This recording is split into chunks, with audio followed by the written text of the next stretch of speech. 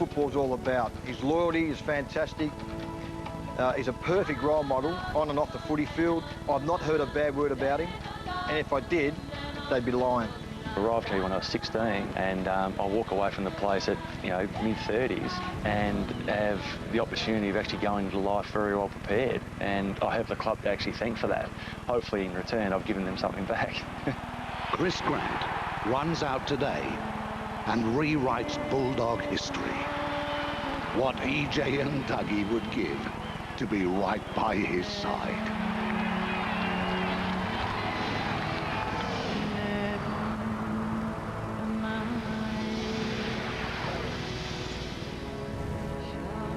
Welcome to Chris Grant's 330th game. He truly becomes a Bulldog immortal today, and Robert Walls, very few at any club at any time have engendered the sort of affection that this fellow has in football. Absolutely right there, Tim. He's a champion on and off the field, as we just heard Dougie Hawkins say. And he's a centre-half forward, the toughest spot in the game. That makes it even better.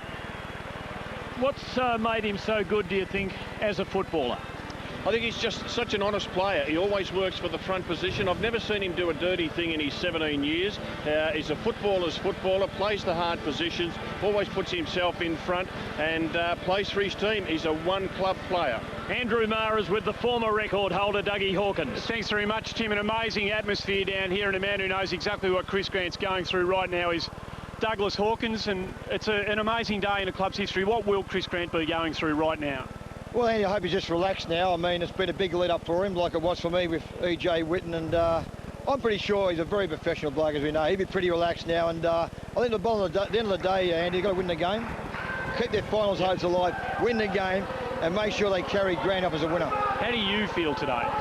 Mate, I'm a little bit mixed emotions. I'm a little bit sad in some way, but I'm very proud of the fact that Chris Grant's going to break my record as he comes out now, as you can see. We're just watching that. I'll let you go in a minute. You're going to be on the other side of the banner. You broke EJ's, he breaks yours. He had a special moment with you throughout the week to tell you what that means to him?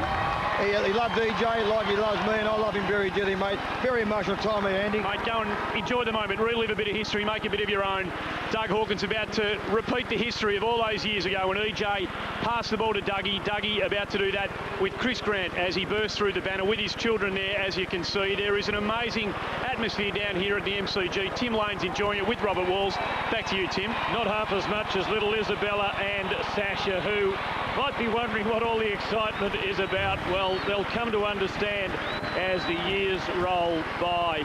What a lovely contrast to the larrikins, Hawkins and Witten, and the gentleman, the dignified Chris Grant, who comes through the banner for the 330th time, and the kids will go to one side and settle in with mum and watch the big day. And Dougie Hawkins. Thank you. Good on you. Thanks. Have a good one. Mate, good luck. Enjoy it. Fantastic. Give it to him, Granny. Enjoy it, mate. Good boy. Love you, mate. Go for it. Hand passes the record over to the great Chris Grant, just as Ted Witten flicked past it in Dougie's direction back in 1994. A great day it is. The Witten factor very big in this, Rob. He has made this record one of great stature at the Witten Oval. Absolutely, Tim. Look, Teddy Witten was the legend out at the Western Oval, now the Witten Oval, of course, and his record stood for such a long time. A lot of people say Mr. Football, Teddy Witten. Teddy Witten Jr. is with Andy Maher.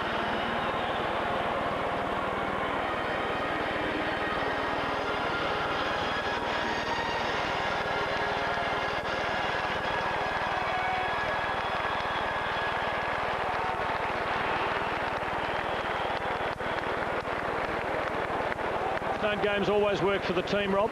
They don't always, Tim, but I'm pretty sure this one will. This is a very special day for the Footscray Western Bulldogs Football Club. No more respected player, I would say, in the competition than Chris Grant. Every player pulling on a Bulldogs Guernsey today, they'll want to do well for their mate. And I would think that Terry Wallace, the opposition coach, he'd looked at the fixture and say, gee, I'm a bit unlucky to strike Chris Grant breaking the record today, because it's worth a couple of goals to them at least. Let's try Andy Maher with Ted Witten Jr. Let's hope we get a bit better luck this time, Tim. An amazing day for the Grant family, an amazing day for the Whitten family. How are you feeling right now? I'm pretty excited, actually, Andrew. I think it's going to be a fantastic day for the Dogs, and for Chris to break Doug's record, I think it's just terrific and, you know, very well deserving. Your old man was always a huge rap for him, said that no better man could wear the number 3 jumper, the number that your old man wore with such distinction. What was it, do you think, about Chris that resonated so dearly with Ted? Oh, I think he just liked the way he went about playing football. You know, he threw his body in at a young age. He kicked 50 goals in his first season as a 17-year-old. And just the way he went about playing football and the type of person he was, and still is. Thanks for being part of it. Back to you, Tim. It's the Bulldogs and Richmond. We'll be back with the teams on the other side of this break.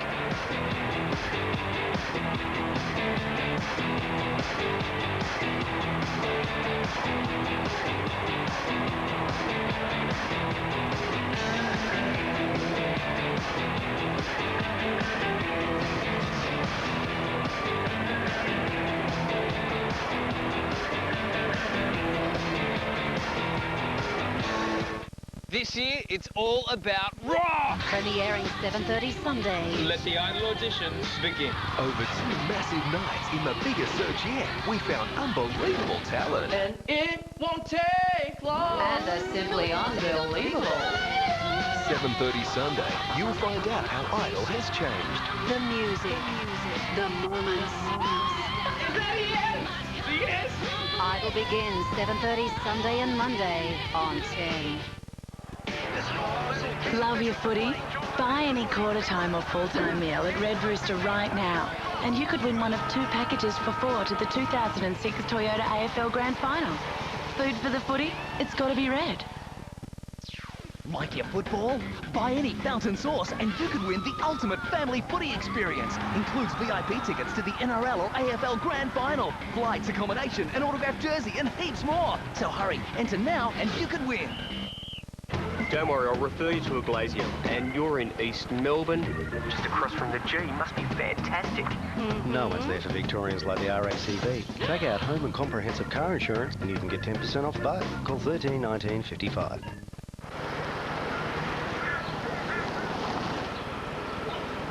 Rodney? Where's your father, sweetheart? He's at the shops.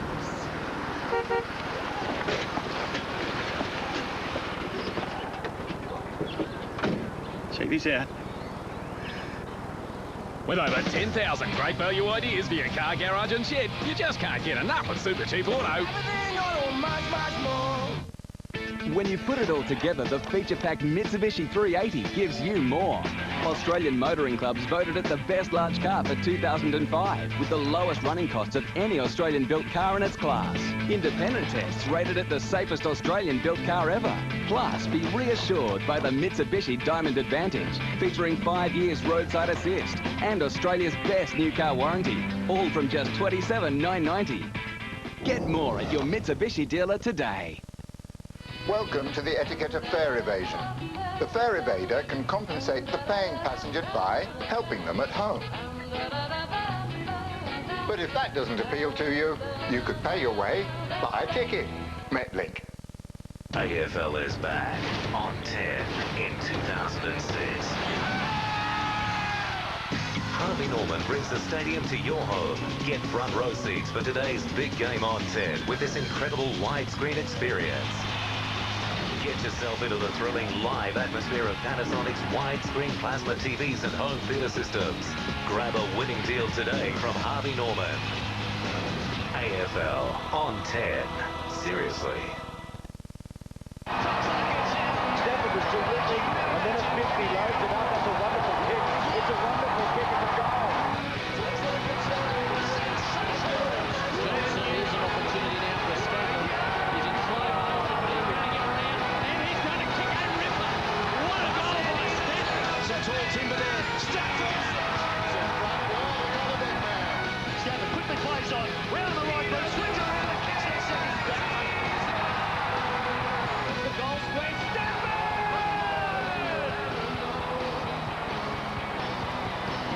Yes, the Tigers making their way onto the MCG. The 330 games for Chris Grant, but 200 for Greg Stafford, 130 for Sydney, and of course his 70th game for the Richmond Football Club this afternoon. What an important game it is for the Tigers. Let's take a look at the teams, and we start with the Richmond forward line, and they've really struggled in the last couple of weeks. Matthew Richardson did get back to some form last week against the Saints, kicking 4, but before that he kicked just 3 goals in 5 games.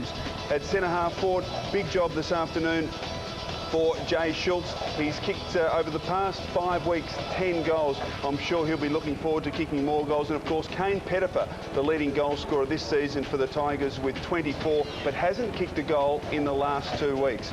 We take a look at the midfield, and what a battle that will be. Kane Johnson up against Scott West. Of course, Scott West, leading the AFL in disposals, has had another wonderful season. Dean Polo perhaps against Adam Cooney. What a great battle that will be. And Daniel Cross also been in outstanding form for the Bulldogs over the past 4 weeks. He's number 2 in the AFL in disposals. The Bulldog forward line, and of course Brad Johnson, a little quieter last week, just the 11 disposals and a goal, and I reckon Andrew Rains will get the job on the gun Western Bulldog full forward. Chris Grant at centre half forward, he'll be of course hoping and praying that he'll have a big day today, and Joel Bowden the likely match up there for Chris Grant. As we look at the interchange players for both teams, Baird, McCormack, Minson and Eagleton, and for the Tigers, Patterson, Cracker, Howard and Matthew White comes in for Danny Meyer in a late change for the Tigers. Let's take a look at the AFL ladder, and what a critical game it is, particularly for the Tigers. They're in 10th position. They must win today to stay in touch with the top 8. They're a couple of games out at the moment. And the Bulldogs, of course, well, it's an important game for them as well. They're in 7th position, need to win today to keep the pressing for a top 4 position. So a critical game for both clubs. Let's get a ground report from the best man in the business, Andy Marr. Thanks very much, Chris. The weather gods are clearly smiling on Chris Grant and the Western Bulldogs. You could not get a better day for footy down here. Currently 15 degrees with the sun shining. Expected top of 17. The ground in absolutely perfect condition. It's all set up for them. As Doug Hawkins said, though, all they're going to do now is make sure they get the 4 points. Richmond's almost been forgotten about down here today. They're expecting Chris Grant to play forward. They know that they got exposed by Fraser Gehrig last week. They think the Western Bulldogs will have scouted that heavily, and they expect Grant to, hopefully for the Bullies, play that sort of role for them today. And just on Danny Meyer, the stress fractures in his feet flared up during the week. That's why he's out today, and Matty White gets another crack at it. Perfect conditions down here, Chris. So fantastic atmosphere for what promises to be a fantastic day. Thank you, Andrew Marr. And of course, this is a repeat of the round 1 fixture, the game that opened the season at Telstra Dome between the Bulldogs and Richmond. It was an extraordinary night, as with their new quick game, the Bulldogs played a brand of football, Robert Walls, that we'd scarcely seen previously. Well, they are the most exciting team to watch without doubt, Tim, and this was an indication of the way they would play. Plenty of run and carry, players encouraged to run with the football, bounce it if you get an opportunity. Ryan Griffin there, Lindsay Gilby off half-back, and that is the way that they play. And of course it was in the wake of that game that on SEN radio here in Melbourne, Ryan Griffin made some rather provocative remarks about the Tigers. Basically, well, I felt they just gave up, and they were arguing between each other, and they were all loose. They just let us go, and we just ran. And so that was Ryan Griffin after round 1. The Tigers gave up. Terry Wallace has said that he won't be using that as fuel today, and that Griffin won't be targeted because of it. Rodney Eade says he doubts that that's the case. What do you make of it, Rob? Well, Terry Wallace says he won't be mentioning it, but he also says his players will be very much aware of it. So I've got no doubt that that'll be at the back of their minds. And Ryan Griffin, I reckon he might have learned a little bit of a lesson. You can't be too honest if you're going to have a slam at the opposition, because it'll come back to bite you. We'll wait and see with interest what happens today. What a day for Chris Grant's record-breaking 330th. Ray Hall will be his opponent at the first bounce. We thought he'd go forward, Chris Grant. He's been able to kick goals this year, 23 in fact he's kicked, but he swings from one end of the ground to the other, and there of course is the big full forward for the Tigers, Matthew Richardson. Ray Hall will play him very closely. He does that. He likes to jostle, have body pressure on his opponent. There's Big Richo, Brian Harris, his opponent, and the Tigers will need Richo to kick a bag today, I would think. Hayden Kennedy with Simon Meredith and Ray Chamberlain. first bounce at the MCG. Stafford to do battle with Peter Street. Stafford wins it forward. McMahon around the body, high to half forward. Chaffee has to sit and wait and does it pretty well. Second game back after a long absence, Mark Chaffee. Out wide to Oakley Nichols, who runs a long way with the football. Is allowed to get away with it. Well done by the Bulldogs. Cooney kicks out wide. Brad Johnson loose. He's got Chris Grant over the top. And Grant marks in the pocket. Back towards Brad Johnson. Oh, great stuff from the Bulldogs. Opening goal of the match. Chris Grant involved. Before he gave it back to Brad Johnson, wouldn't it have been a fitting start to the match to have Chris Grant kick the opening goal, but in typical unselfish manner, he gave the handball back to a player who's played alongside him for a lot of those years in Brad Johnson, and they set it up perfectly. I think Chris Grant was happy to see his mate coming through. Here, you take it, you put it through, and he had a full head of steam up, did Brad Johnson, and he's put through his 50th goal for the season. First time in his career he has notched the half-century in a season, but from Chris Grant, as ever, the club came first. The glory was there for the taking. The Tigers make the takeaway this time around. Richardson, that is an amazing mark by Richo. Harris had him under the ball, out of position with no hope, and somehow he's plucked it. Running back with the flight of the ball, hard to take, and it just stuck. Well done, big fella. Now, this is the hard part. Will he be able to put it through the big sticks? Because Richo, as we know, is not the most reliable of kicks. In fact, he's kicked 23 goals, 21 behind. So you'd have to say, Tim, a 50-50 prospect. Very much. Goalless in round one against the Bulldogs, but 20 in his 3 previous games against them. He's under that, and he's missed it. So the Bulldogs start with a goal, and the Tigers with a behind. So Lindsay Gilby, quick to play on, runs hard at the opposition, then a handball to Hargrave. He's got McMahon in support. Good chase though by Schultz, put the pressure on. Well done. Tigers will have to do that because they will know that the Bulldogs will take risks. They'll run, they'll carry, they'll draw opponents, get the handball across. Terry Wallace will be pretty happy with that. So a boundary throw in, half forward for the Tigers. Ball comes at ground level, cross, hurries the kick forward towards the wing. Out comes Cooney, clean hands, looking for support, provided by Peter Street, and the big fella's away. Drives it long. Chris Grant in the contest again, Richardson getting back. Ball in dispute, Power, shovels it out, but only as far as wide of Richmond. And now the Tigers. White with a bounce, well delivered. Stafford, centre wing, Chaffee running hard from half-back. They can set something up here, the Tigers. Kicks to a central location, but getting back cross with courage. He gets the free kick at centre half-back for the Dogs. Perfect conditions at the MCG. Tanwin's eyes pretty much on the ball there. Gilby away for the Bulldogs. Stabbing delivery. Griffin. Polo seems to have gone to Griffin. Power now for the Bulldogs. And Grant might be lining them up this time. Gee, he got 15 metres off Ray Hall, and the Bulldogs working to get the ball into that central corridor as they brought it down through the centre of the ground. That's a good ploy because it means the forward can then say, well, I can go right side or left side. I can break into space. And we saw Chris Grant break to the left side of the ground, his opponent trailing him by a long way.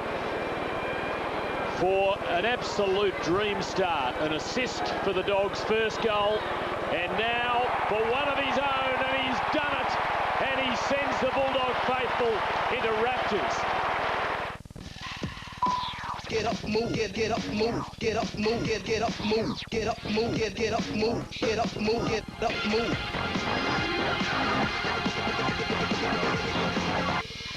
Get up, move, get up, move, get up, move, get up, move, get up, move, get up. Toyota Hilux 4x2 action utility vehicle with a powerful 175 kilowatt 4-litre VVTi V6. You'll be counting down every second till the weekend. Get up. 5 45, 46 career goals for Chris Grant. That's a shot of the Richmond goal square. They've got 4 players back there, and I reckon the idea of that is to get the running Bulldogs out of the action at the other end of the ground. Brad Johnson opposed by Joel Bowden. This will be the contest of the game, I would think. Both players in fine form. Chris Grant just 29 goals behind the leading goal scorer of all time for the Bulldogs. The great Simon Beasley as Tivendale kicks it forward. Richardson anticipating in front of Harris, marks on his chest. Now, is that 50? No.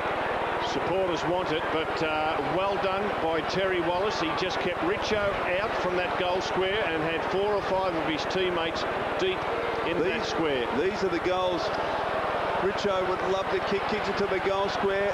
Contest. Scouting, now a chance for Foley, a snap around the body, brings it back too far. So 2 shots at goal for the Bulldogs, 2 goals. The Tigers have only managed a couple of points, so the Dogs by 10 points. Early stages of this big match at the MCG. Well, what a wasteful start by Richmond. 2 set shots from Richardson. First one missed, the second one was worse. Here's White. Oh, he was well tackled by Power just to prize the ball away. And he gets it to Faulkner, although it's stolen. Good work by the Tigers. Deledio getting it off, and Richmond have the break now. Pettifer. And he has Schultz loose. Good effort, Hargrave, to make the late spoil. Great pressure by the Doggies. Gilby to Hargrave, and they are out of trouble. They had to fight. Faulkner the target. Deledio beats him with a little bit of extra height. And Richmond are working hard, just not finishing their efforts. And they're losing one, Tim. It looks like Jared Oakley-Nichols has done a shoulder or collarbone. He's coming off. He doesn't look like he'll play any further part in the game. How unfortunate. Poor kick. West getting a finger in there, perhaps. Street off his bootlaces, which are a long way down. 200 gamer Stafford. Deledio again from a long way. Has it got the carry? Well, it did, but not the accuracy. Great kick by Deledio. I know it wasn't accurate, but off one step, he's kicked it 55 metres. And that's where Oakley-Nichols hurt his shoulder. Dogs bring it back. Johnson, great kick into the path of Cross. Just had to prop and wait for it. Fights on at ground level. Brilliantly done by Tuck. Rains, crashes through the Grant tackle. Couldn't get through the Griffin tackle. Robbins, tough. Now a chance for Chris Grant. Taps it intelligently into the path of Johnson. Coming out, well done, Chappie.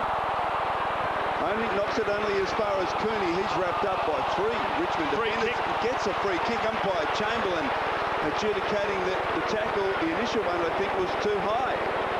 Was good play by Chris Grant to knock that ball out. It's just there is an arm over the shoulder, and it's not that one. It's that one from Hall. The umpire's called. Not much high in contact, Chriso. It's contact above the shoulder. It was barely contact. I don't even know whether he got him across the shoulder. He reached over the top of his back. Very lucky, in my opinion, Adam Cooney. If you want to turn the game into rugby, let that go. But that's what we're doing. No, I'll watch it again.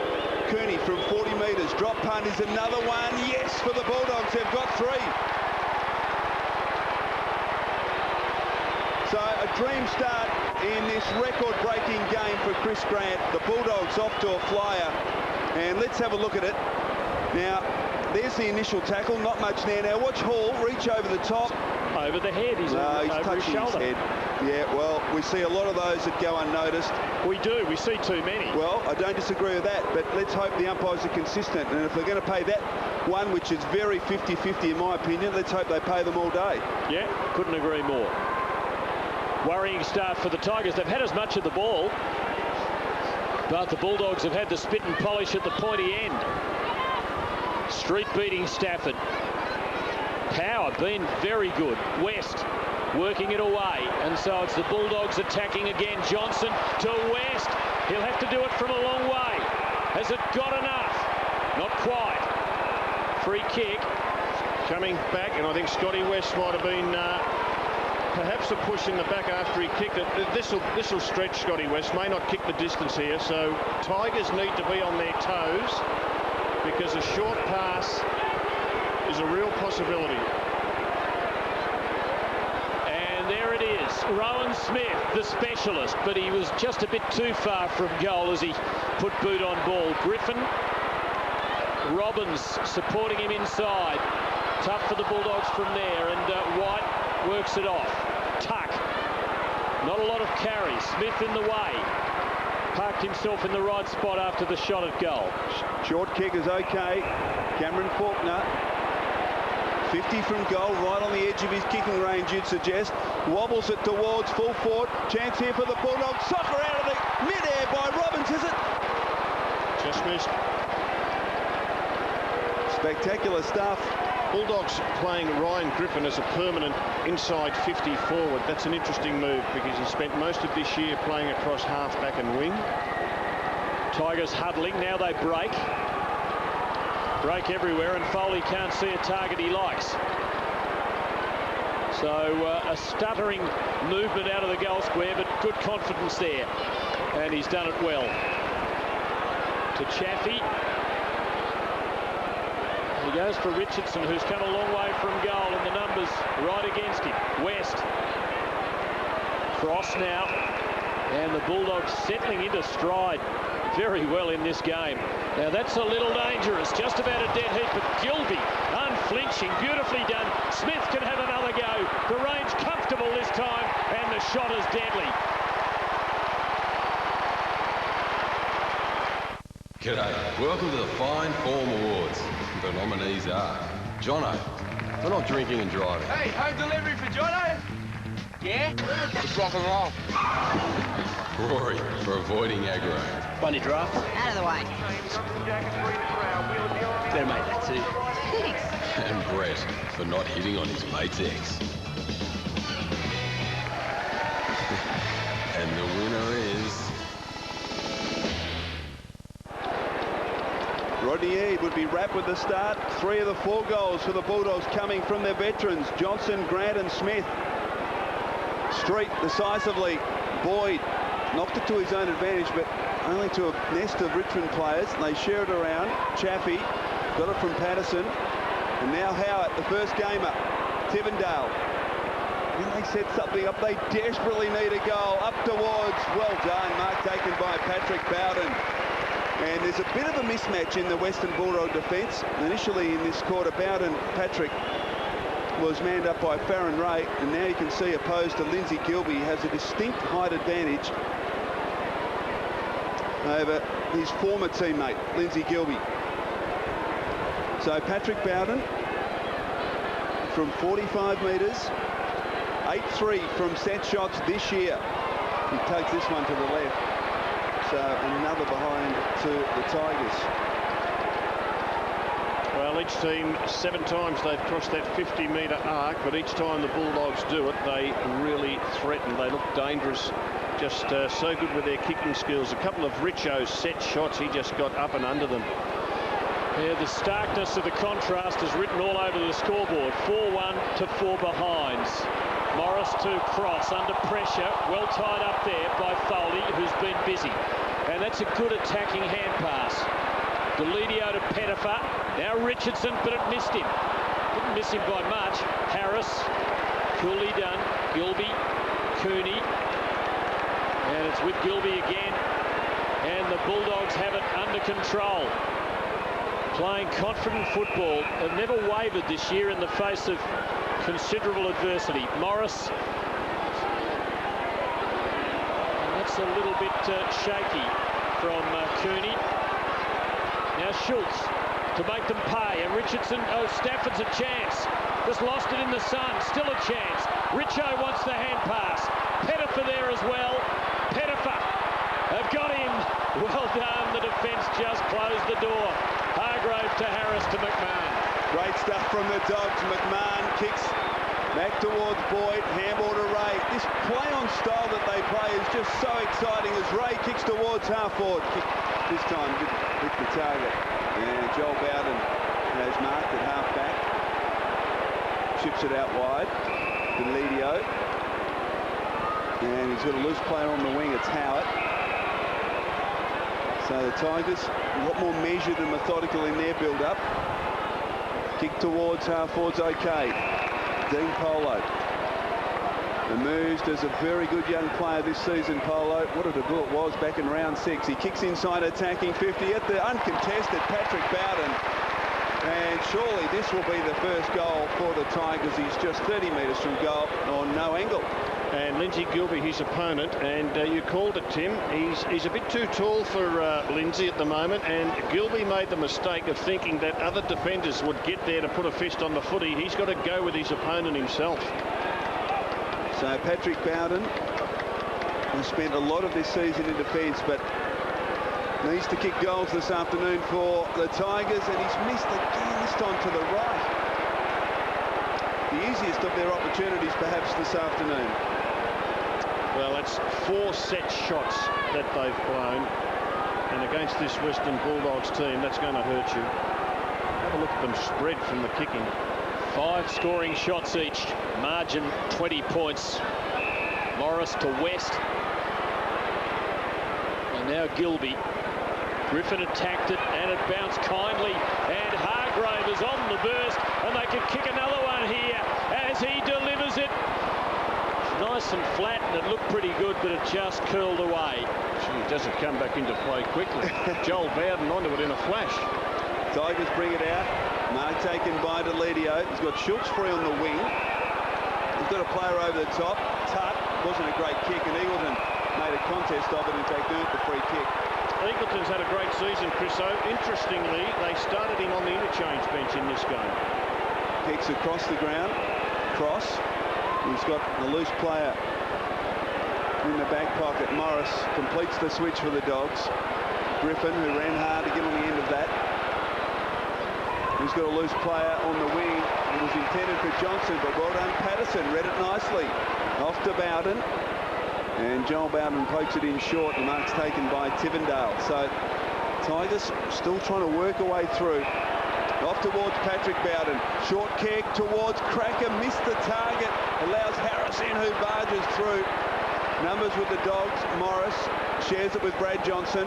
Gilbey continuing to run. Short. Boyd just plucked it out of their hands almost to Deledio. And he hits the ground running short to Grant. It's just constant play on, constant pressure. Out wide, big Will Minson. Kicks it towards half forward. Oh, Boyd marked it uncontested. He's got a loose player in the pocket, but kicked into the man on the mark. He'll get take 2 and still finds his man. Now that's unbelievable that you can take 2 and still have time to get it, and the Richmond defence just a bit of a rabble at the moment. It's an amazing game. We've gone over 17 minutes and just had 2 boundary throw-ins. Again, slackness by the Richmond defenders to enable that to happen. And even Richmond players are starting to argue amongst themselves at the moment as to who's playing on whom. So Kearney with the opportunity to kick his second goal. It's seat of the pants stuff, Rob, isn't it? The way they play, because it's play on at all costs. It's so exciting to watch. Occasionally things come undone and they pay the price, but gee, it's an exciting brand of football. So Adam Kearney, who's kicked 1, to kick from 40 metres. Oh, gee, that's a disappointing kick. In fact, they contest. And it's well done by Ray Hall, who marks on the last line for the Tigers. So some wastefulness at the other end. Tuck putting himself under pressure, playing on there. Chaffee to Polo. That's a little fancy, and just no conviction about the kick, but something comes of it. Howard started well the first gamer. Stafford taken under it. Gilbey having a heap of it back there, and what pace and what confidence as he held off Cracker with his acceleration. And what a kick on the left boot to hit a target 50 metres on the wing. Power and Ray it is who makes the break. Has to centre with the left. Johnson from behind might have just launched himself with the hands. There is a whistle, and there's a Richmond free kick. A Shepherd seemed to be the umpire's indication. And that's a switch that's been made by Rodney Eade. Morris has gone on to Patrick Bowden. Bowden just a bit too tall for Gilbey. Good move. Deledio chips it short to Rains.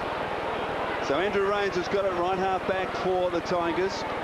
Tivendale loose. But again, in contrasting styles, Richmond short passing, but the man on the mark, or the man marking, goes back and takes his kick. And there's another example. Rains out wide. Now Howard can go here, but he doesn't. And that's the difference between the two sides.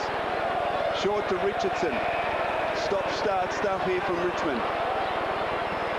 Off a step, kicks it towards Pettifer, but getting across Eagleton, and he's paid the free kick. Play on. Off to Ray. Advantage paid as it comes towards Chris Grant, and the mark's taken by Ray Hall for Richmond. To Rains and Richardson. Where does he go? He goes backwards. That makes a bit of a meal of that. Rains. Now it's Tivendale, but Richmond's build-up is laborious. And that won't help. Smith the spoil. West the collect. Morris onto his hand pass. Johnson, the 50 wide open. Running for the hand pass was Cross. He doesn't take that option. Inside to Morris. And Grant is on the lead, and waiting behind him is Robbins. They had two in the line, and the weight on the kick determined which would take the ball. I think his target was Chris Grant, but Matty Robbins coming in from behind. Now that's the pop kick to Richardson, and well, Smith, the great big strong spoil from the little fella. And again, they try to get it in that central corridor, and Morris looking for Grant, and Robbins coming in from behind. Andrew Rains playing on Robbins. For the Bulldogs' 5th goal. And he's done enough. And they lead by 27 points.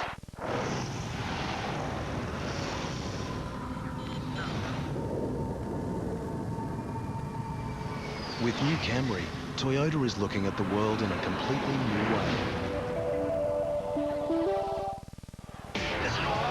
Love your footy? Buy any quarter-time or full-time meal at Red Rooster right now, and you could win one of 2 packages for 4 to the 2006 Toyota AFL Grand Final. Food for the footy? It's got to be red. Some early concerns for Terry Wallace.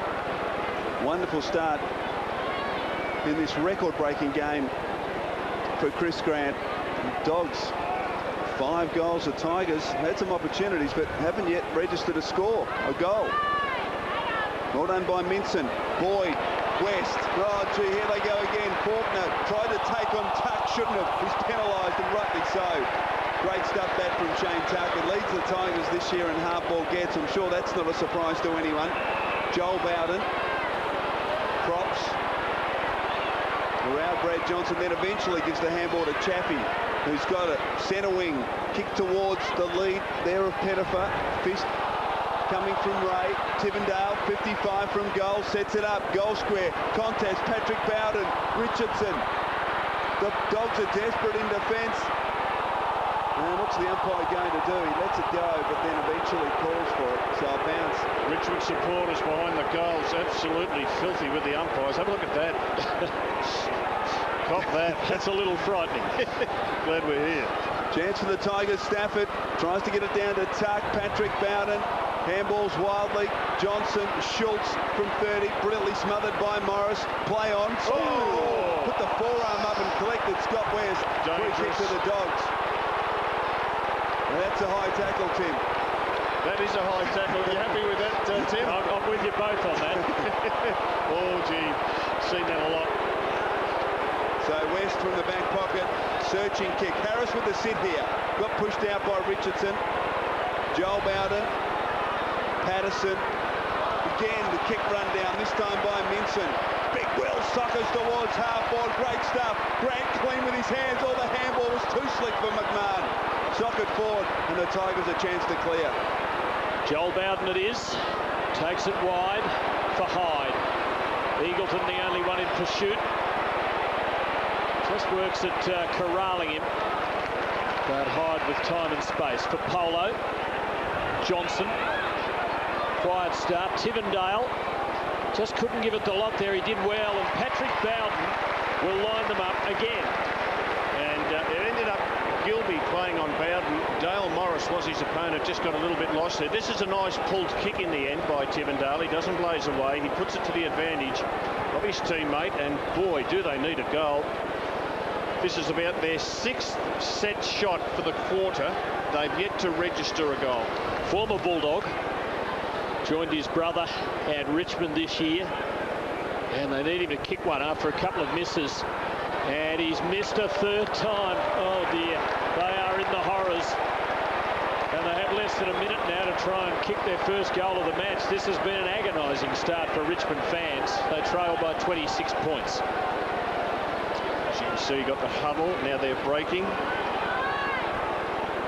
Hargrove, the kick's okay. Gilby chips it out wide. Ferren Ray's done some important things in this quarter as well for the Bulldogs. Got plenty of room. A couple of casual bounces. Picks out Rowan Smith. So it's one of the few times play gets back off the mark for the Dogs. Waits for the option. Mark taken by Baird. Baird wheels onto the right boot, drills it low, too low for Chris Grant. Gives the Tigers a chance to tie it up in defence, and they do. Bounce 40 metres from the Bulldog goal. Good old-fashioned daisy cutter, that one, Chriso. And Chris Grant's an old man. You don't want to make him bend too low. Travis Baird, a youngster, perhaps not deferring to age. Patterson matching Minson there. Danger still for the Tigers, but will hold the Bulldogs out, and they should avoid conceding another goal before quarter time. You never know. Robbins, with support from Baird, well tied up. So time against the Bulldogs now. Although a clean knock and a big bomb from around 50, or a quick kick and a mark, and it could be done. Still mathematically possible. Patterson holds it up, and that'll just about do it. So it will be quarter time, you'd imagine,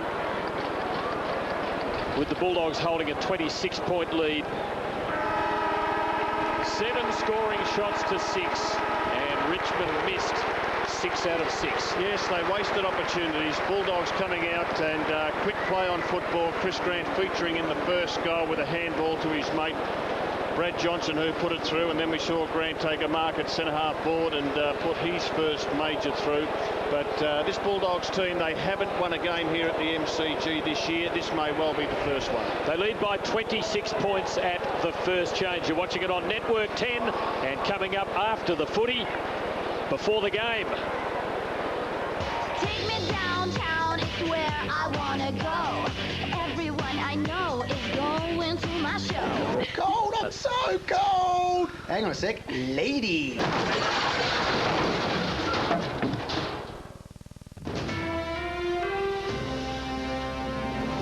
Next in 10 years, Collingwood stands by Cameron and Travis Cloak despite claims the football brothers were involved in a vicious nightclub brawl. 3 die in a horror night on Victorian roads, and more Australian troops expected to be sent to Afghanistan to deal with the deteriorating security situation. We'll have the details for you during half-time at the football.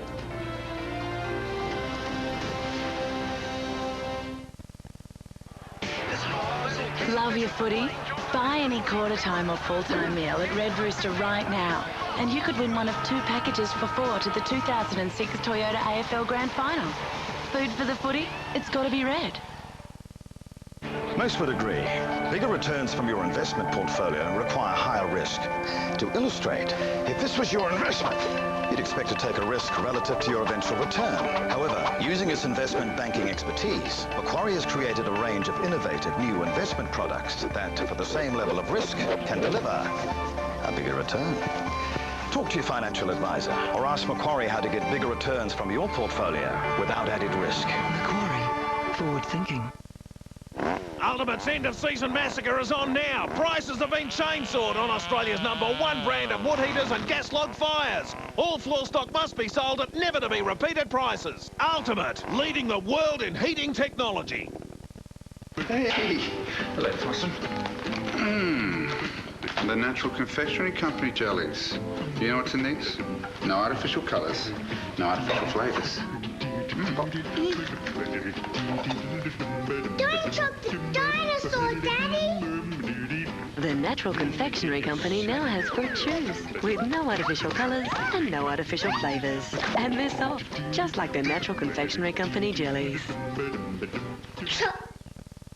What's the difference between National Builders and the rest? We were able to afford new furniture. Think you can't afford a new home? Think again. National Builders have homes from $4,600 a square. National Builders, look after me. And in breaking news, Carlton destroyed the Swans today? No, they didn't. Yes, they did. And Richmond triumphed over the Western Bulldogs. You've been playing PlayStation 2 again, haven't you? No. You're obsessed. It's the game's enhanced graphics, the new camera system, and the better controls. You really need to pull yourself together. No, I just need to win the Toyota Yaris on offer when you buy the game. I can't work like this.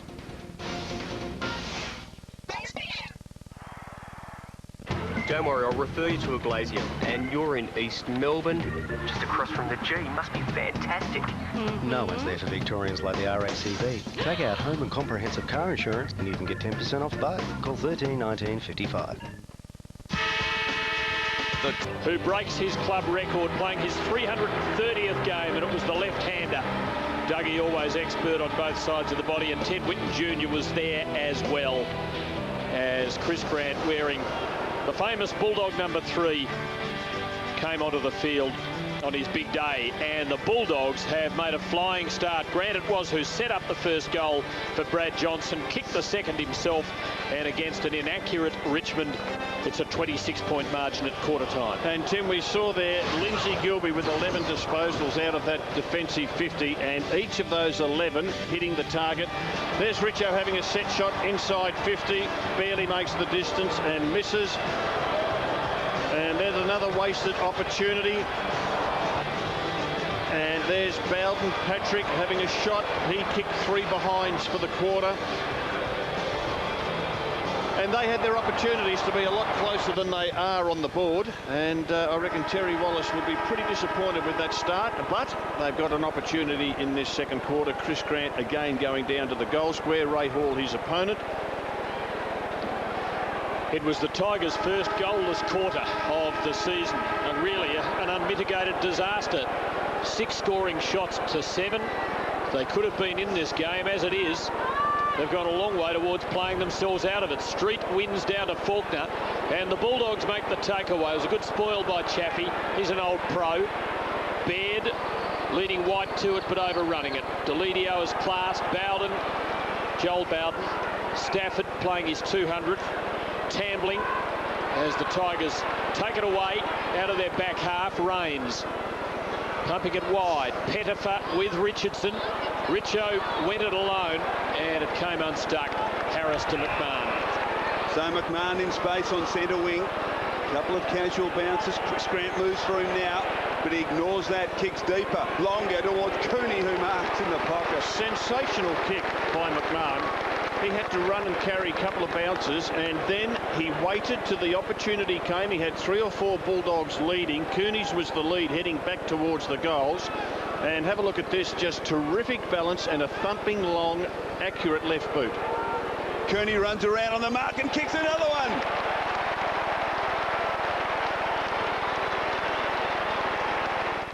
This one lady came in, wanted to make a mahjong board, so I put 3 pieces of timber together for her, and we made it up. She said, it's $22 for that, but you've just made it for 4.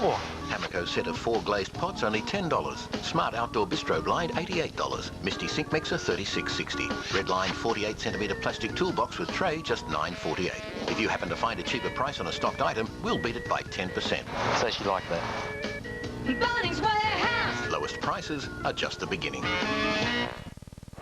And again a shot of the Richmond forward line, and they've got the running players Morris and Gilbey and Hargrave. That's the idea, to get the Bulldog runners just out of the action. It means that Richo's got to push well up across this half forward area, and I think Brian Harris, his opponent, he'd be happy with that, because Harris is very, very quick and slick, and I think he'd be able to outrun Richo.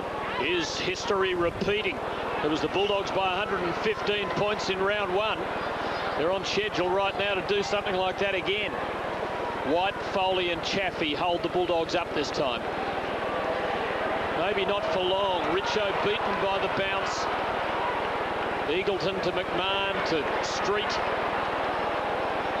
Now to Ray as the Bulldogs work it around. A touch of slow motion about the game right now.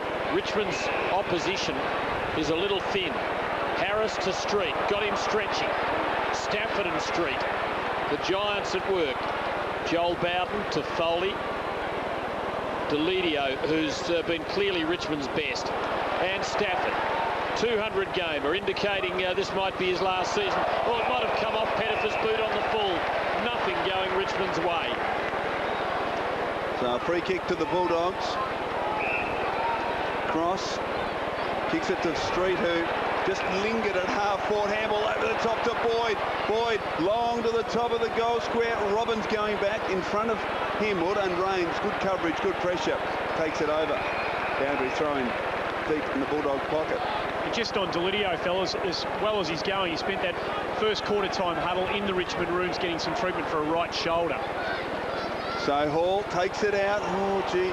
Just got away from the Grant tackle. Was able to get the handball to Chaffey. Kept his head pretty well with Ray Hall, but the Chaffey kick has turned over.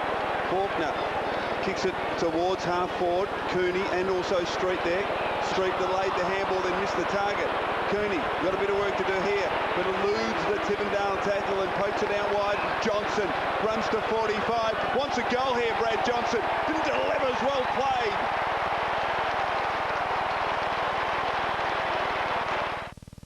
This was the last time Australia saw the biggest losers that you know and love. So what do they look like now? 6:30 Sunday, in a Brainier special, the biggest losers are coming back together. Awesome, kids, awesome. We all want to know who's got the biggest brain. But what we really want to know is who's got the smallest body. I can't believe you guys. Australia's Brainiest Losers, 6:30 Sunday on 10. And Tim, Brad Johnson, discussion through the week, is he the most informed player in the AFL at the moment? He's had a ripper season once again. Still improving. Well into the second half of his career, you'd think it's a tribute to him. And the Bulldogs are burning at the moment. Almost another Johnson mark. Eagleton trying to get it out to Cooney. Foley, little dab, cross, Tambling. Two of them, and he couldn't get through both. It'll be a ball up. As good a career as Brad Johnson has had, and it's been a beauty, he just hasn't attracted the votes from the umpires in Brownlow medal voting. Stafford out positioning Street. Johnson to Tambling. The Tigers haven't entered their 50 yet in this quarter. Bulldogs have been in 6 times. Good tackle by Cross. Pettifer just had to kick and hope. And his hope was dashed because there were 2 Bulldogs camped under it. Eagleton to Street. He's having a heap of it. Faulkner to Smith. And the Bulldogs bursting through again. Johnson just edged under it. Grant and Hall. Oh, that was well done by White. Beautifully played. Chaffey. And good kick. Patrick Bowden. On the wing, kicks it to a central location. Tarky's away. Here's a chance for Richmond. Inside attacking 50. Schultz going back with courage. Ray spills the cracker. 30 metres from goal. Turns off a step and kicks Richmond's first goal of the afternoon. A new plasma or LCD, a new lounge or bedroom suite, a new notebook or digital camera. Put yourself in the picture now with 19 months interest-free at Harvey Norman. No deposit, no interest, no repayments for 19 months till February 2008. 19 months to pay for brand new carpets, rugs, laminate or timber flooring, furniture or bedding, electrical or computers, the lot. That's no deposit, no interest and no repayments for 19 months until February 2008. So, snap to it. Now's the time to buy at Harvey Norman. But hurry, offer is limited. Plenty of animation in the Tiger box. They've kicked their first, but it's a long way back. They trail by 32 points. It's more than 350 minutes of football since the Tigers led in any game. And they're going to be battling to get their noses in front today as the Bulldogs hold them out here. Maybe not for long. Tippendale leads the race. And he has some helpers there. Kane Pettifer, who had such a hot spot through the middle stages of the season. Tuck sweeping it on, but straight to a contest. And Gilby bangs it back. Now, Grant's going to have 3 against him here, and he trapped it well. And he showed a turn of speed and some good vision. And the Bulldogs are still dangerous. That's a clever kick from Cross. Baird, McMahon, and on the lead. Cooney didn't hang on to it. Still a chance. Eagleton, McMahon. Bulldogs becoming a little laborious. West, back to Street. 5 possessions this quarter, and that's a beautifully weighted kick. Been good, Peter Street. Cross prefers to hand past and kick. Faulkner ambitious, gone. Tigers ball, Patterson. And both teams stuttering around a little bit at the moment. This is Foley.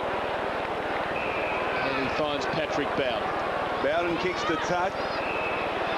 Shane Tuck confronted by Boyd. Little handball over the top is okay. Delidio high towards half forward. Out comes Pettifer. Markle free kick. Play on call. No, it's got to come back. Mark paid, presumably. Yes.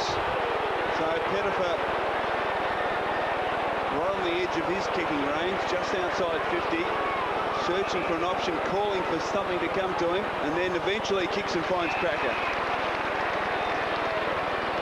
Kane Pettifer, leading Tiger goal kicker this year with 24. Richo with 23. And little Andrew Cracker. This is the mark paid, we believe. So Andy Cracker, 5 from set shots. 12 goals for the season. Has kicked Richmond's only goal. Can he kick a second? Kicks across the face. It'll be a contest. Fist from Harris. Ground level tambling. Richardson somehow has kicked a goal for Richmond. I think the Bulldogs players say they touched it. Umpire said not touched.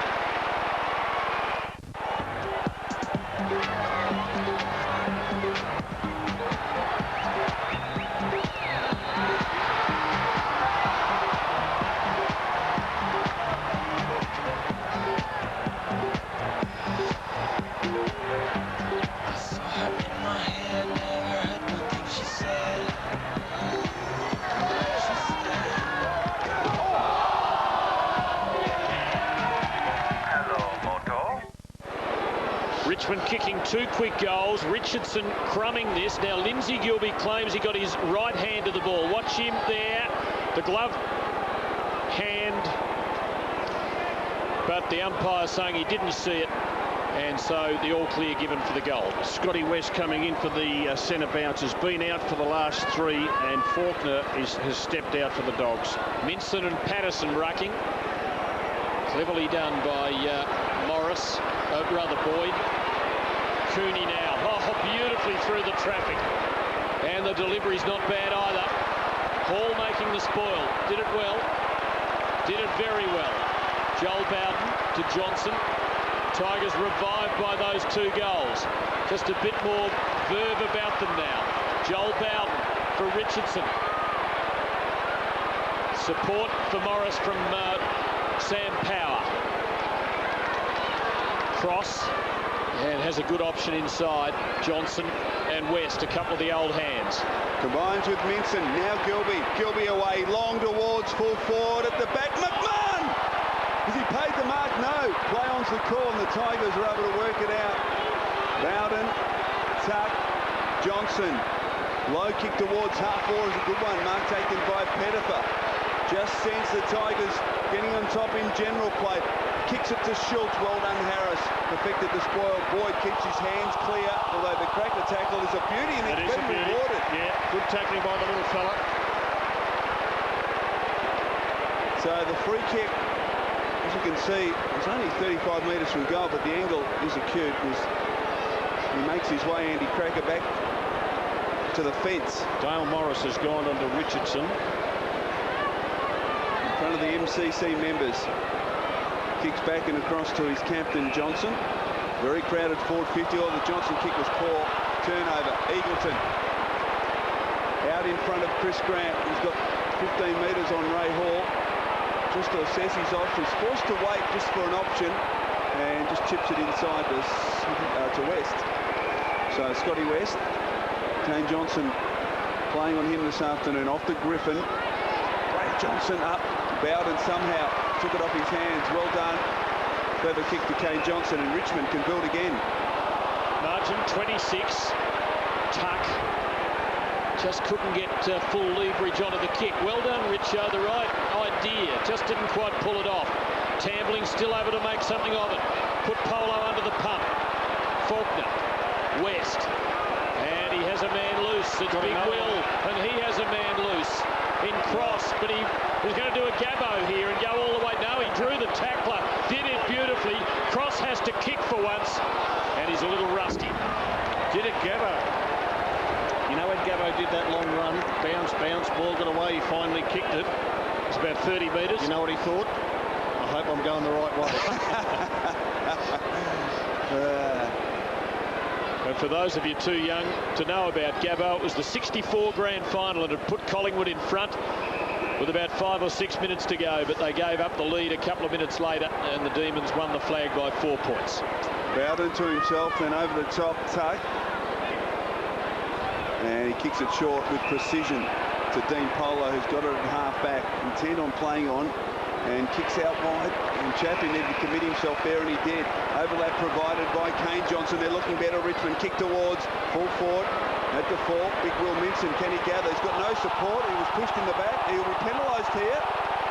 Well, he's a little unlucky, I thought, initially. I thought he might have been given the free. You just see him there motioning to the umpire that I was pushed in the back, and I thought that might have been the decision. Let's watch Schultz. I think he has a whack to get it out. Well, that was, in my opinion, should have been a push in the back. I agree with you, Chriso.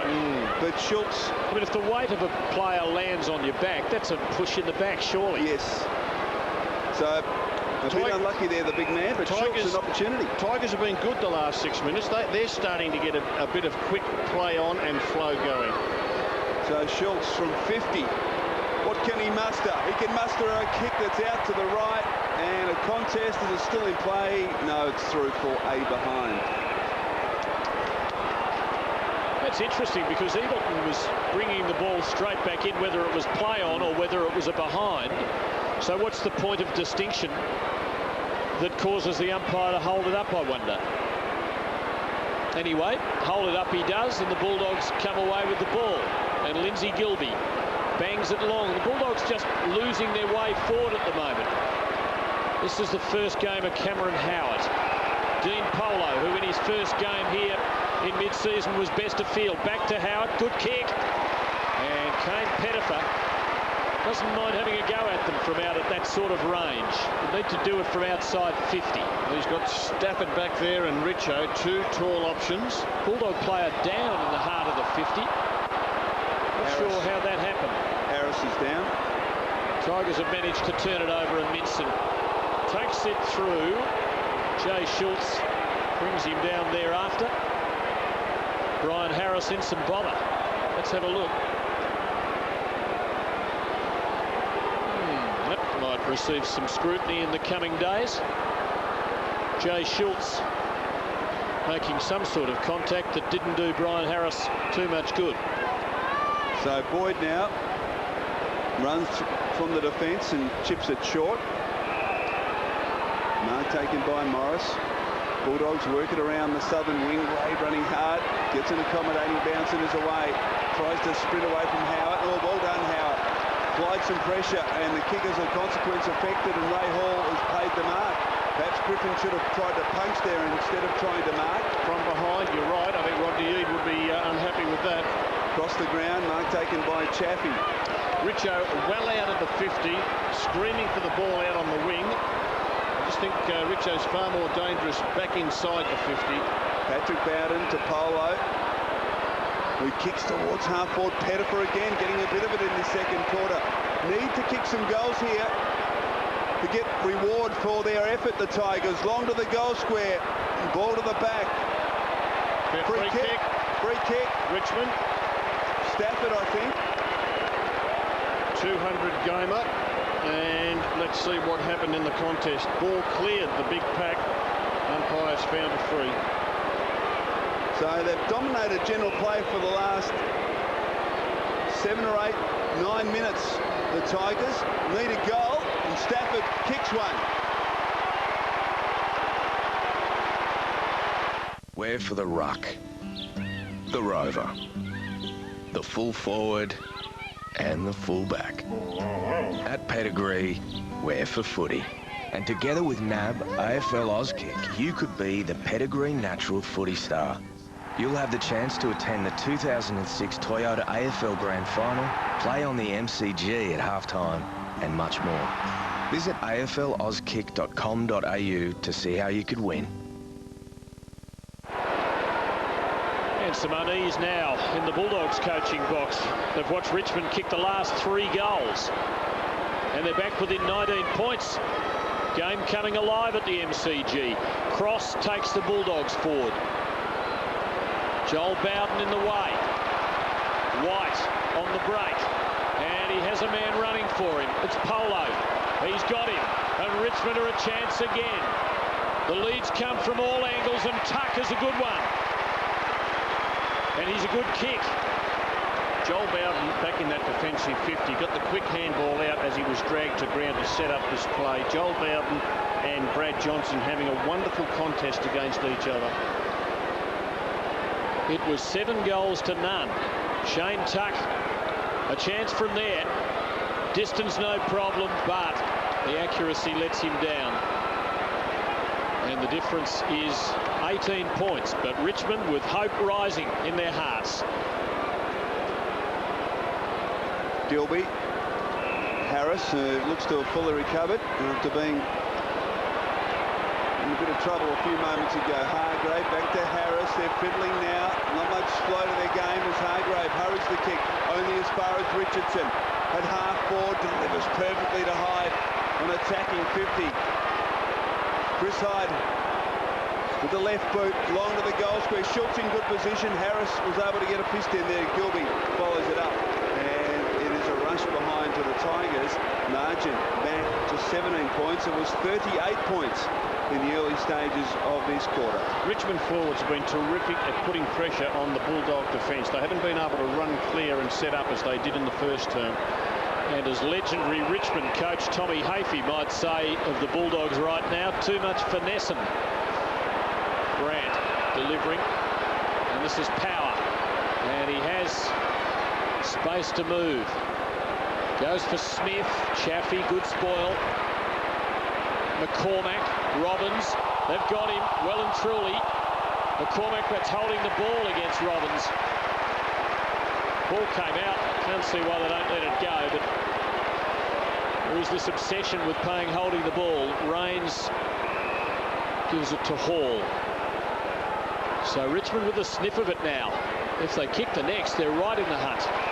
Richardson. Dale Morris playing on Richardson, and Richo's getting away from him at the moment.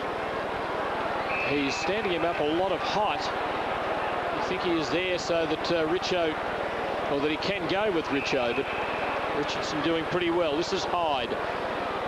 Still plenty of time before the long interval. Good placement. Stafford, almost. Tuck, Patrick Bowden. Some sins to atone for. Schultz. West. Minson. They're under pressure and they're making mistakes. Power wrapped up. And that'll be a baller. Contested marks, as you can see there, none by the Bulldogs. That is amazing. They always look to get it out wide into space to leading players.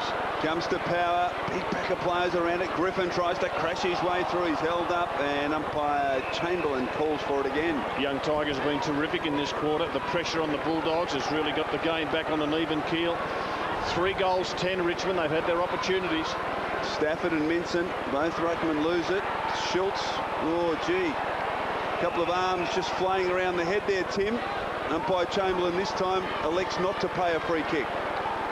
I'm getting twitchy, Chriso. Heaps of Bulldogs back in their defensive 50. No one in the forward line. Comes towards Kane Johnson. On hands and knees. Tries to feed it out towards Schultz. Hyde there for Richmond as well.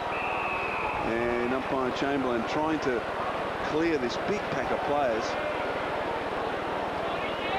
Tiger fan hoping this comeback can be sustained. Now what's happening here now? An umpire off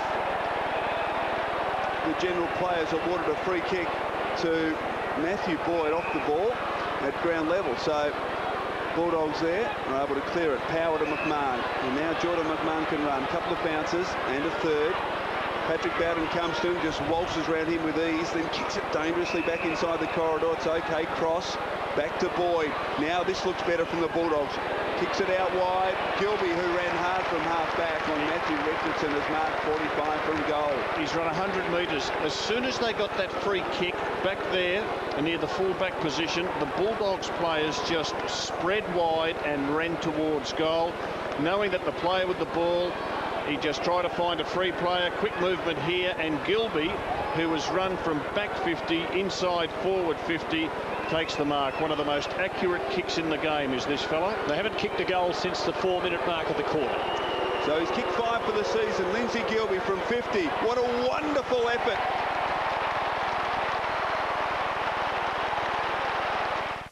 A new plasma or LCD, a new lounge or bedroom suite, a new notebook or digital camera. Put yourself in the picture now with 19 months interest-free at Harvey Norman. No deposit, no interest, no repayments for 19 months till February 2008. 19 months to pay for brand new carpets, rugs, laminate or timber flooring, furniture or bedding, electrical or computers, the lot. That's no deposit, no interest and no repayments for 19 months until February 2008. So, snap to it. Now's the time to buy at Harvey Norman. But hurry, offer is limited.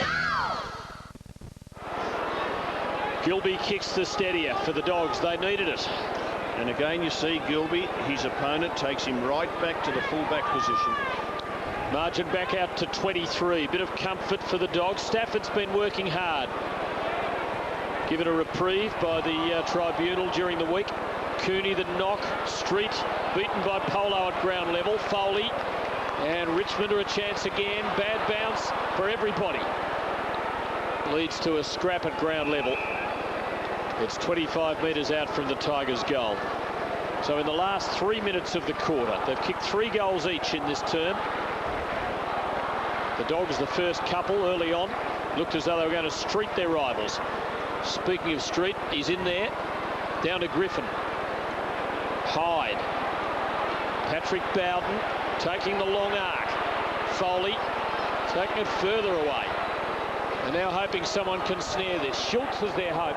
Had to go the spoil. Eagleton. Morris ridden forward. Maybe dive forward. Umpire Kennedy to ball it up.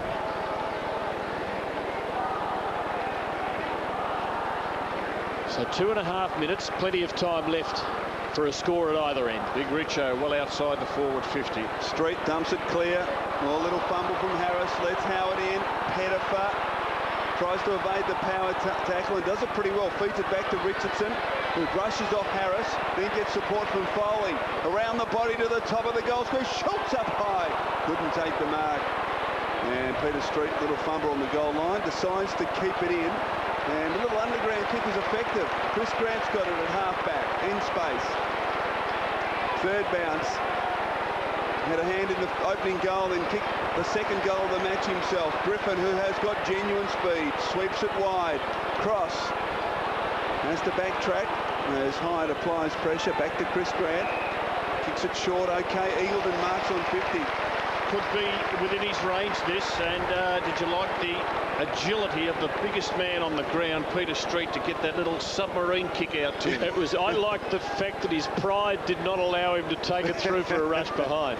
Good Tasmanian will do that. That's right. Nathan Eagleton from outside 50. It's a thumping kick as it straight it is. What a goal. There is a Bunnings phenomenon, and it is highly addictive. Everyone catches it. We're looking forward to seeing it here. We want to help you. Double and AAA compact battery charger, only $12.98. Bosch 10.8 volt cordless drill, $99. 45 litre laundry tub, $159. Folding aluminium work platform, $59. 58 litre storage tub, just $9.98. It is fantastic. Bunnings Warehouse. Lowest prices are just the beginning. Frustration for the Tigers, edging back but conceding a couple of goals close to half-time, and the Dogs are back in control. They haven't missed from set shots, 6 out of 6. At the other end, Richmond 1 goal 6 from set positions. Lovely bit of ruck work by Street too to set this up for the Doggies. Had a good quarter. McMahon, that's a pretty good kick too to Johnson. Grant, here's a chance to kick his second. Will it curl? No, it won't. What's the opposite of a curl? Because whatever it is, that's what it did. Margin 30 points. It's called reverse swing, I think. So 50 seconds left in the half, and time enough for the Tigers if they're clean and precise. It'd be a great boost if they could sneer a goal late. And the kick-in comes in from Joel Bowden to Howard, who's been quite impressive in his debut for the Tigers. Been close on a number of occasions this year. Kicks to Hall, overlap provided, run provided by Rains. Kick is okay. Hyde. On the southern wing, Chris Hyde. Time ticking away, 30 seconds left. Plenty of time for them. Marks taken by Tuck. The Bulldogs have got numbers back. Harris matched up on Richardson. Tuck drives it long. Gee, it was poorly directed though. He was out on the full, just what he didn't want to do as we near to half-time, and the mark's taken by Morris. Ooh. Dangerous kick, Tambling is marked 25 metres from goal, and Dale Morris, well, he doesn't often make mistakes. He's such a reliable player, but Richard Tambling, when their opportunity after the siren to kick a valuable goal for Richmond. That was a Luke Ablett from the last quarter of last year's grand final. Oh, gee. He didn't miss his target by a little. He missed it by a lot, about 15 metres. Richard Tambling has kicked 5 goals, 10 from set shots this year. So he comes in, drop punt, he's kicked one. Great reward for the Tigers. Well, they certainly, in general play, had the better of the quarter, Rob, and it was good to see them kick that goal to basically give them some reward for that effort. I agree, Chris. They worked really hard, the Tigers, and this is the Dale Morris kick across. He's aiming for Brad Johnson, and that is just a woeful kick. Anyway, it just keeps the game well and truly alive. Well done, Tigers. The Dogs lead at half-time by 24 points. Join these great comedians 9 o'clock Sunday as they answer the big question. Is coming first all that matters? If you don't come first, you don't come at all. The Comedy Festival Great Debate, Sunday on 10. Now, Tony Pepperoni, Supreme and Meatosaurus Guy get their own pizza from just $5 each. Who invited I'll Pay You Tomorrow Guy? Ask for Domino's 555 deal. Any 3 large pizzas pick up from just $5 each. Planning a summer getaway or maybe a winter escape? Then you have to be at the Flight Centre Limited Sun and Snow Travel Show. Get expert advice from the world's top travel companies and be inspired by free travel presentations. Exclusive savings only available at the show. That's right. Save on airfares, tours, hotels, car hire, insurance and much more. Plus book at the show for your chance to win great prizes, including a UK holiday, a 14-day East Coast adventure or New Zealand car hire. Don't miss out. One day only. The Sun and Snow Travel Show. Sunday, August 6, Grand Hyatt, Melbourne, 10 till 4. It's free. Unlike other dusters, the Pledge Grab-It duster thoroughly removes dust no matter where it lives.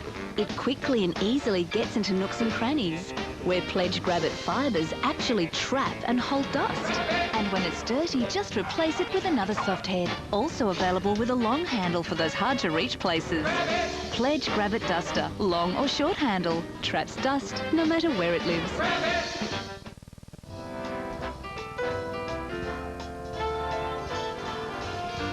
Doesn't need those diamonds and pearls. What she's got is mine, and what's mine is hers. We like simple things, those lovely, lovely simple things, those simple things.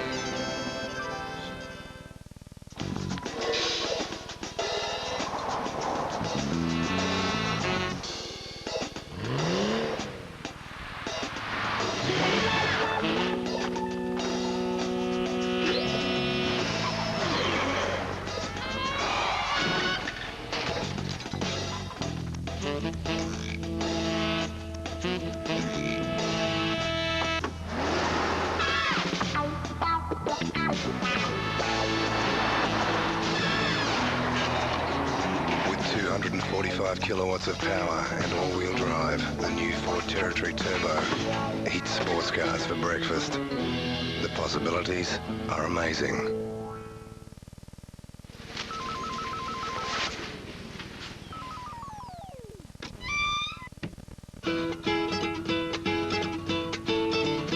Oh, your oatmeal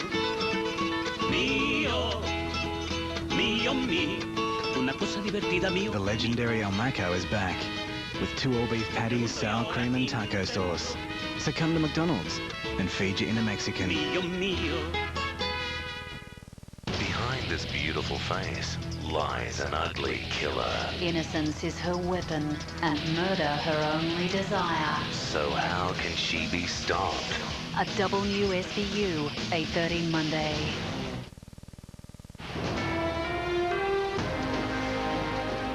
News with George Demikian. Good evening. Welcome to this special halftime bulletin. We'll go back to the football shortly. Collingwood has angrily denied that 2 of its players were involved in another late-night brawl. The club says the players were not charged and were only witnesses to the fight. The Magpies had hoped to focus on beating Adelaide, but instead faced another scandal, this time involving Cameron and Travis Cloke. There was an incident at a nightclub in Ringwood, and our couple of blokes were there and have been involved in it, the way I can say, only because someone knew who they were. The Cloke brothers were outside the Dakota nightclub at 5 in the morning when a fight began. Man suffered brain damage in the brawl, and this week Cameron Cloke appeared in court as a witness. We are bitterly disappointed that it becomes fact that Cameron Cloke was involved in something that we don't think he was. Neither Travis or Cameron were fined. In contrast, Ben Johnson and Chris Tarrant have been fined $5,000 for their part in a brawl outside a Port Melbourne nightclub. Collingwood expects the controversy surrounding the club will galvanise the team and act as a spur for tonight's crucial game against Adelaide. Ultimately, I think that's what the players want. They want to do let their play do their talking. James Wakeland, 10 News. A horror night on Victoria's roads with 3 people killed, among them a 26-year-old man whose car hit a tree near Watcham in the state's northwest. In another fatal crash, a man and a woman have died instantly when their car and a truck collided on the Princess Highway near Warrnambool. The couple's small hatch dragged under the rig for around 50 metres. The 40-year-old driver of the truck was unhurt. A taxi driver has escaped serious injury after a rock the size of a brick was thrown through his windscreen. Fortunately, he managed to escape with only minor injuries.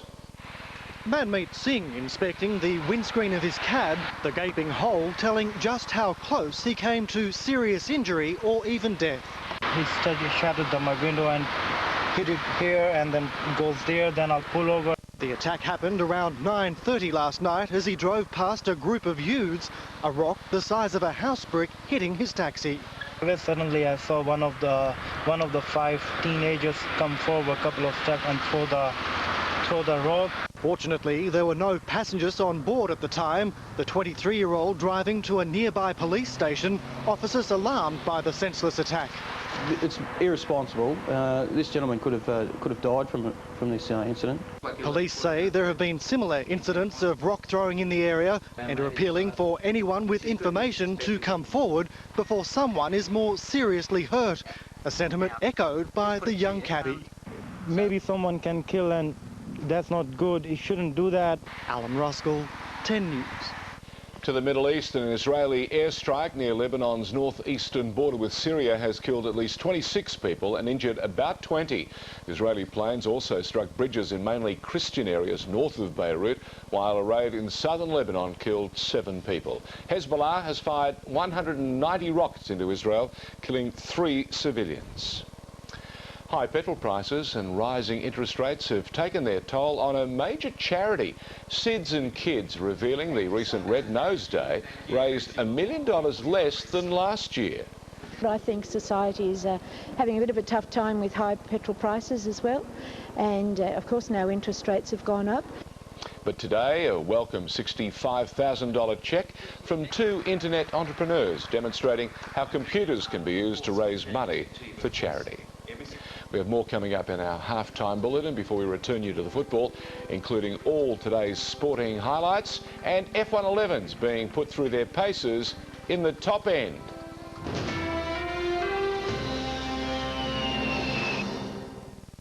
Tomorrow, the Idol dream begins. Find out how Idol is changing and how the biggest change involves you. Idol begins 7:30 tomorrow on 10. Smoking causes mouth cancer. If it didn't, I wouldn't be needing radiotherapy and chemotherapy. If looking at mouth cancer on your cigarettes makes you uncomfortable, look at another part of the pack.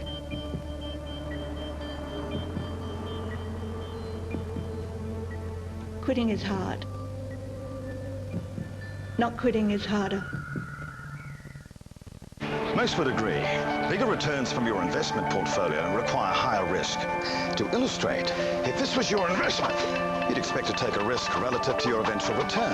However, using its investment banking expertise, Macquarie has created a range of innovative new investment products that, for the same level of risk, can deliver a bigger return. Talk to your financial advisor or ask Macquarie how to get bigger returns from your portfolio without added risk. Macquarie, forward thinking.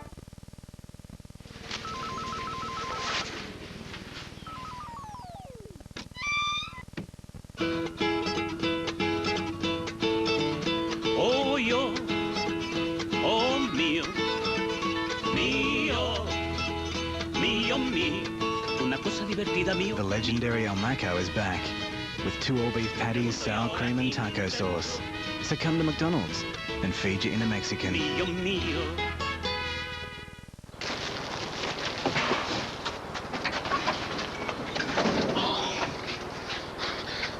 What are you doing? Nothing. Where have you been? Nowhere. You've been to Super Cheap Auto again, haven't you? No, I haven't. No. How come you can't close the door? Can? No. With over 10,000 great value ideas for your car, garage and shed, you just can't get enough of Super Cheap Auto. Everything auto, much, much more. Wouldn't it be nice if the world was cat-free? You could play inside a chocolate maze, running round and round to reach the middle. What a big surprise for you always. If you couldn't find your way to freedom, no need to run, just face the walls and eat 'em. Wouldn't it be nice? And in breaking news, Carlton destroyed the Swans today. No, they didn't. Yes, they did. And Richmond triumphed over the Western Bulldogs. You've been playing PlayStation 2 again, haven't you? No. You're obsessed. It's the game's enhanced graphics, the new camera system, and the better controls. You really need to pull yourself together. No, I just need to win the Toyota Yaris on offer when you buy the game. I can't work like this.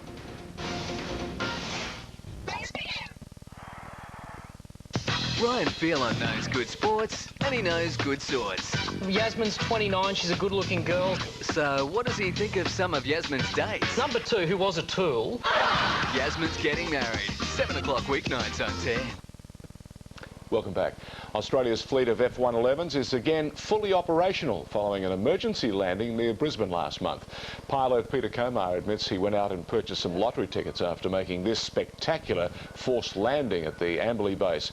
The Air Force putting the ageing bombers through their paces during an exercise in the top end. Now, while the F-111 is much older than its counterparts in exercise pitch black, defence experts say its only real shortcoming is that it's not a stealth aircraft.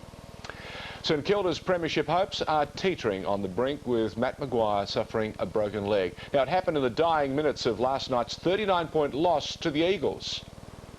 This wasn't how Matt Maguire expected his night to end. A shattered left leg, Crawley cutting short his season. I had a few words with him last night when he was in hospital, and I think he was probably reasonably high in morphine and stuff like that, because he seemed okay at the time, but he'll be pretty sore this morning. There was just 95 seconds remaining when Maguire bravely went back with the flight of the ball. A collision with Eagle Tyson Stengline, snapping his lower leg in half. I thought, oh, geez, that's just made a bad night even worse. Maguire underwent the knife this morning and is expected to be sidelined for at least 6 months. They think it's a fantastic union that they've had back the bones, so to that end the medical staff couldn't be any more pleased with how it's you know, formed back together. To make matters worse, Aaron Hamill admits he might not play again this year as he battles a knee injury. As for winning a premiership without its biggest names, I think we have to think that we still can. I mean, what's the point of turning up next week? We might as well, you know, call it a day now. Kelly Underwood, 10 News. In today's other game, Carlton has staged one of the upsets of the season. For the second time this year, the Blues have stunned Melbourne, this time by 7 points. Brendan Favola, the dominant forward on the ground, the Blues making better use of their opportunities to lead at every change. The Demons, though, did stage a fight back in the second half. Jeff White reducing the margin to less than a kick. But Carlton had all the answers. Cade Simpson booting the sealer to lift his side off the bottom of the ladder. Brief look at the weather, and it's been a cool, mostly cloudy day. After a low of 5, we did manage 15. The forecast is for cloudy conditions with some local drizzle, a top of 15 also. Well, testing has begun on sports bras designed to give Australia's female athletes an edge over their competition. The Australian Institute of Sport and Burleigh putting the new generation bras through their paces. In Canberra today, the aim to improve women's health. We want females getting out there and exercising more. We've got a growing obesity problem within Australia, so the more we can encourage females to exercise, the better. Female athletes at the AIS will get the new bras long before they become available on the open market. That's 10 News for the moment. Stay with us as we prepare to cross back to the MCG for the second half of what promises to be a classic game between the Western Bulldogs and the Richmond Tigers. For the 10 News team, George Danikian. Good night.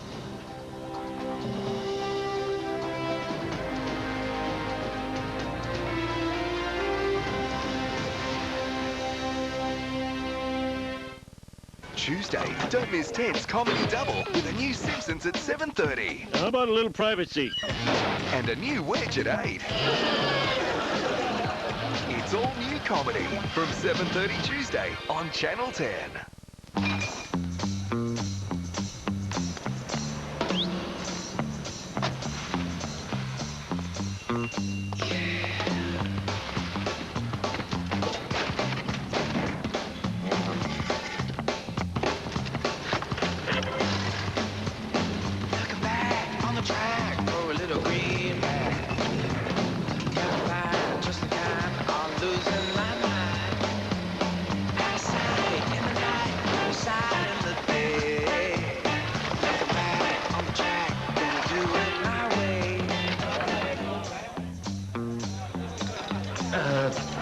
Heineken, please.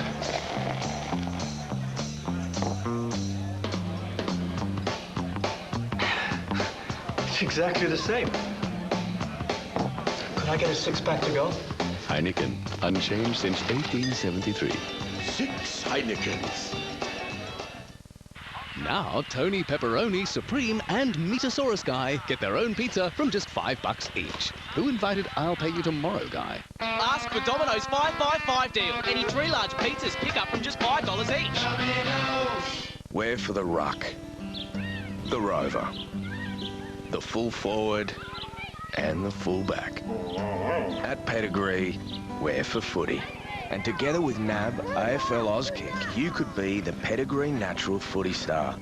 You'll have the chance to attend the 2006 Toyota AFL Grand Final, play on the MCG at halftime, and much more. Visit aflauskick.com.au to see how you could win.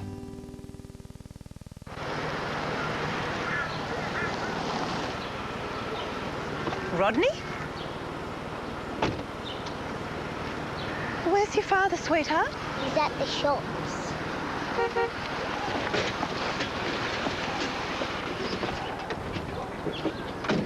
Check this out. With over 10,000 great value ideas for your car garage and shed, you just can't get enough of Super Cheap Auto. Everything auto, much, much more.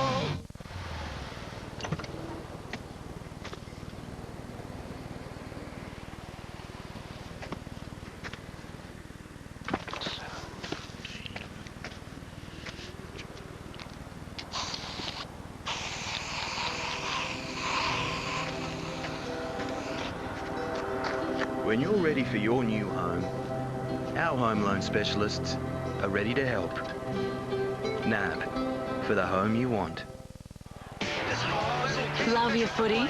Buy any quarter-time or full-time meal at Red Rooster right now, and you could win one of 2 packages for 4 to the 2006 Toyota AFL Grand Final. Food for the footy? It's got to be red. This week on the show, Misha Barton. I think your bunch is dead.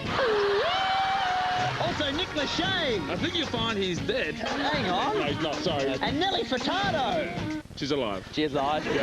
Road, 9:30 Tuesday.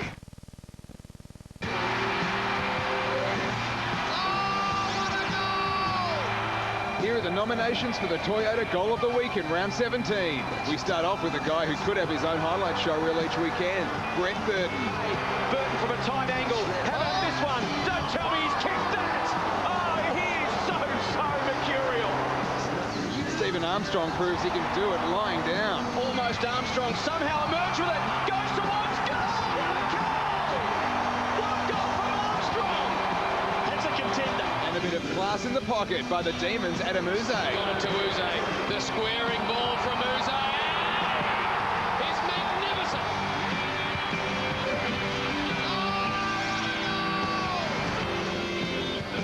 Just a ring-a-ding-ding affair in the Toyota Goal of the Year, round 17 competition this week.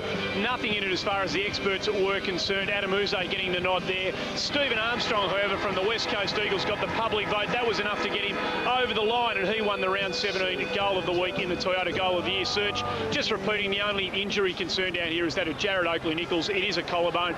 He won't be taking any further part in the game. Might be multiple reasons of celebration here today for the Western Bulldogs. Minson's a racehorse that has just won the Bletchingley Stakes at Caulfield. The Western Bulldogs players, we do believe, had a fair share of their end-of-season booty on Minson today at Caulfield. It's saluted, so they might be going somewhere else, somewhere a little bit more extravagant at the end of the season, lads.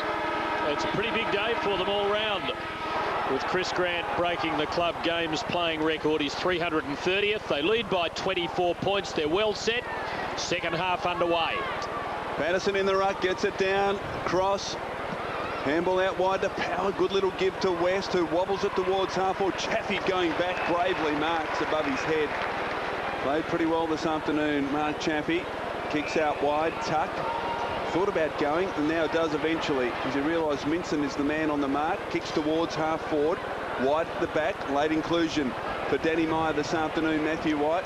Keeps the hands free, but just besieged by Bulldogs. West to Power, towards half-forward. Chaffee needs to do it again. Can't take the mark this time, but it's got plenty of time. And the short kick's okay. Mark taken by Bowden. Back to Chaffee, and he squares it further wide to Bowden, who's under pressure. Just forced to jam it onto the boot. Ball tracking towards the line. Hyde will get there first. Eagleton does very well to prize it between the two Tigers and release it to Gilby. The Bulldogs a chance here as he kicks to a central location. Chris Grant with the set and the mark. Oh, good body work. Wasn't it just? And he'll kick from 35 metres directly in front. Good body work and an excellent kick by Gilby, and before that an excellent 1-against-2 effort by Nathan Eagleton. And we'll just see the kick, the run bounce, and square up kick. A square up kick. So Chris Grant from directly in front. A chance to kick his second goal, and a chance also to extend the Bulldog lead. The margin is 24. Drop punt, just curling late, just missing. So 1-2 the total for the man who today breaks the game's record for the Western Bulldogs. Margin 25. Joel Bowden to bring it back. Tiger leading possession winner in the first half and has added to his tally already in the second. Currently 17. Oh, that was dangerous. His brother's got it. Not sure how, but they managed to get out of it all. Making heavy weather of it here. Rains, Tivendale, Tuck, Johnson. Now Tambling has space in midfield. It wasn't pretty, but it's worked pretty well for them. Hyde, delivery not good enough. Pettifer, dubious looking hand pass. Bowden, Tambling can finish it all after starting it, and he runs it home.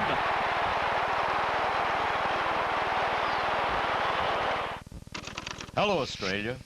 I'm David Tench. Channel 10's the only place you'll see David Tench. Does this tie suit my eyes? Hey, boys, what happens down the mine stays down the mine. I love Coldplay. They're you too without the spirit. Hold that thought. I've had a better one. It's hard-hitting light entertainment when the world's best takes on the world's best. Paris Hilton. David Tench premieres August 17. Now the Western Bulldogs kicked the first 2 goals in the first and second quarters. Time for the Tigers. Margin just 19 points. Vincent, Boyd, McMahon runs to 55, driving kick goalward. Through for a behind. So the margin 20 points now in favour of the Bulldogs.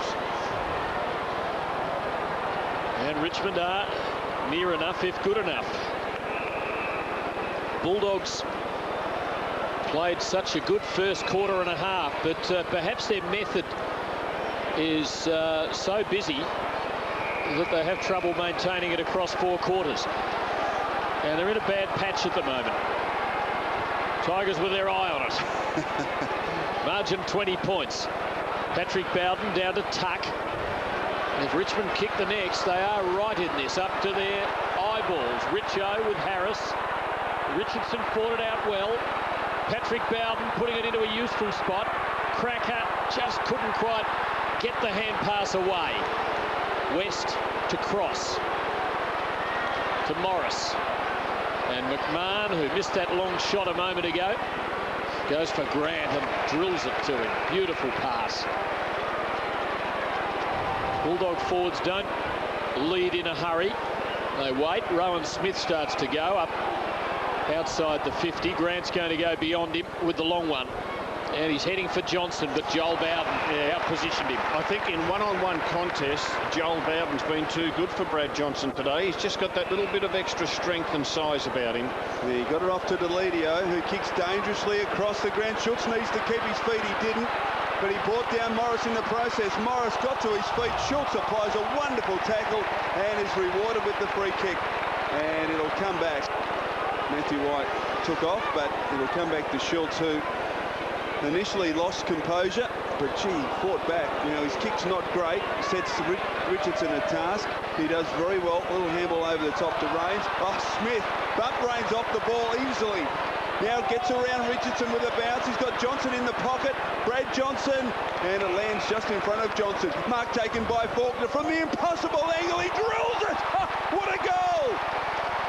Cameron Faulkner, something from nothing there. And the Bulldogs have the reply, the margin, back out to 26 points. The Rowan Smith bump's an absolute beauty, and Andrew Rains just a little relaxed and casual there, not expecting contact, and the veteran just bumps him out of the way. And this is an amazing shot for goal. He meant it, but had he missed, I reckon the message might have come out. And it may well have been kick it to the top of the goal square, but good on him and exciting stuff. Harass might have dragged him for that. Back out to 26 points. Bulldogs winning the centre breaks across the day. They don't win this one immediately. And there'll be another ball up. I like the Tiger pressure. The Tiger tackling's been very good. And they're just starting to wear a few of those Bulldogs down. Those centre break numbers 11-5 for the day. The Bulldogs' way. Tussle for this. West pushed in the back. And they win another one. Gilby goes wide, and that's where West heads. And this man is dangerous with his feet. Just didn't give it the carry to give Rowan Smith the set shot. He goes around the corner and doesn't bring it home. Again, a one-on-one contest between Bowden and Johnson, won by Bowden. Off to Patrick Bowden, his kick. Intended for Patterson, but the very fleet-footed Gilby was able to gather. Handball over to West, now to Eagleton. He runs to 55, drives it into the goal square. Cooney off hands. Johnson was waiting dangerously at the back of the pack, but it came off hands with some force. And another behind to the Bulldogs. Tigers bring it in. Mark taken by Tivendale. Who wastes no time. Grant can't go with him. Poor kick from Tivendale. The bounce important. Harris fiddling it to Ray. Pressure on Power. Back to Ray. Good pressure from Richmond. Power has to go back to help again. So does Harris. Finally, they're out of it. It was a free kick if they wanted it. And A call over the top comes from Boyd. Running for him is McMahon. And he loops it to him now. Can't get onto his left side. Clever little dab. Now, was it far enough? But it wasn't. Faulkner, quick mind. Smith, Grant. Here's a chance, but no. Rushed it. He had a bit more time than he thought, Chris Grant. Threw it on the left boot. Just not quite as nimble as he once was. Gee, I'm impressed with the Richmond tackling in this third term. Joel Bowden over the top to Hall. Just Saunders off the mark. Just in the end, kicked it just before tackle. His kick was poor. Howard couldn't control it. Richardson coming up 4-on-2 out here. And eventually the numbers went out west. Was taken high. No free kick. Gilby, or quick hands, was effective. Now Boyd, long towards full forward at the back. Chris Grant's got to beat 3. Couldn't, but not a bad result at the boundary line because he had no support within 40 metres, did Chris Grant. Delidio coming off for Richmond. There's Wayne Johnston, former Carlton great, running for Richmond these days. Patrick Bowden hoiking it away there. Polo just blazing, going for territory. West. Kane Johnson has him corralled. Power. Cross. Squares it. Cooney from behind. Almost did enough. Faulkner trying to barge through, just lost control. Rains now for Richmond. Well pressured by Cross. Good effort, Rains. And Foley. And Richmond get out of a tight situation. But they're hitting the wall at half forward in this quarter. Stafford to Richardson. Was good. Richo on the left. Did it well to Cracker. Good play, Tigers. The Rains run across half-back. Slick handball to a teammate. Quick movement. And good play by Stafford when he took that mark across half-forward. And here we see Rains breaking off that half-back line. Really backs himself there. Puts the handball out. Slick handball. And Richo on the left foot. Well done, too, with a little bit of class with a chip kick. And just got to finish it off now. And Cracker it was who kicked the goal to get them going in the second quarter, but he's set shooting a bit less reliable than he is with the snap. He doesn't quite squeeze it in. The margin is 26 in the middle stages of the third. That's what is ahead of Lindsay Gilby. No one on the mark, as you can see, so he decides to play on with a bounce. And there's a couple of options there. One is West. Hargrave running past. They've got it to the wing already, the Bulldogs. Kick towards half forward. This time Brad Johnson on the lead. 60 from goal. Chips it over the top. Chris Grant has made position and marks at the back of Hall. He plays on. Grant kicks it along the ground through for a goal. Great transition by the Dogs. Love your footy? Buy any quarter-time or full-time meal at Red Rooster right now. And you could win one of 2 packages for 4 to the 2006 Toyota AFL Grand Final. Food for the footy? It's got to be red.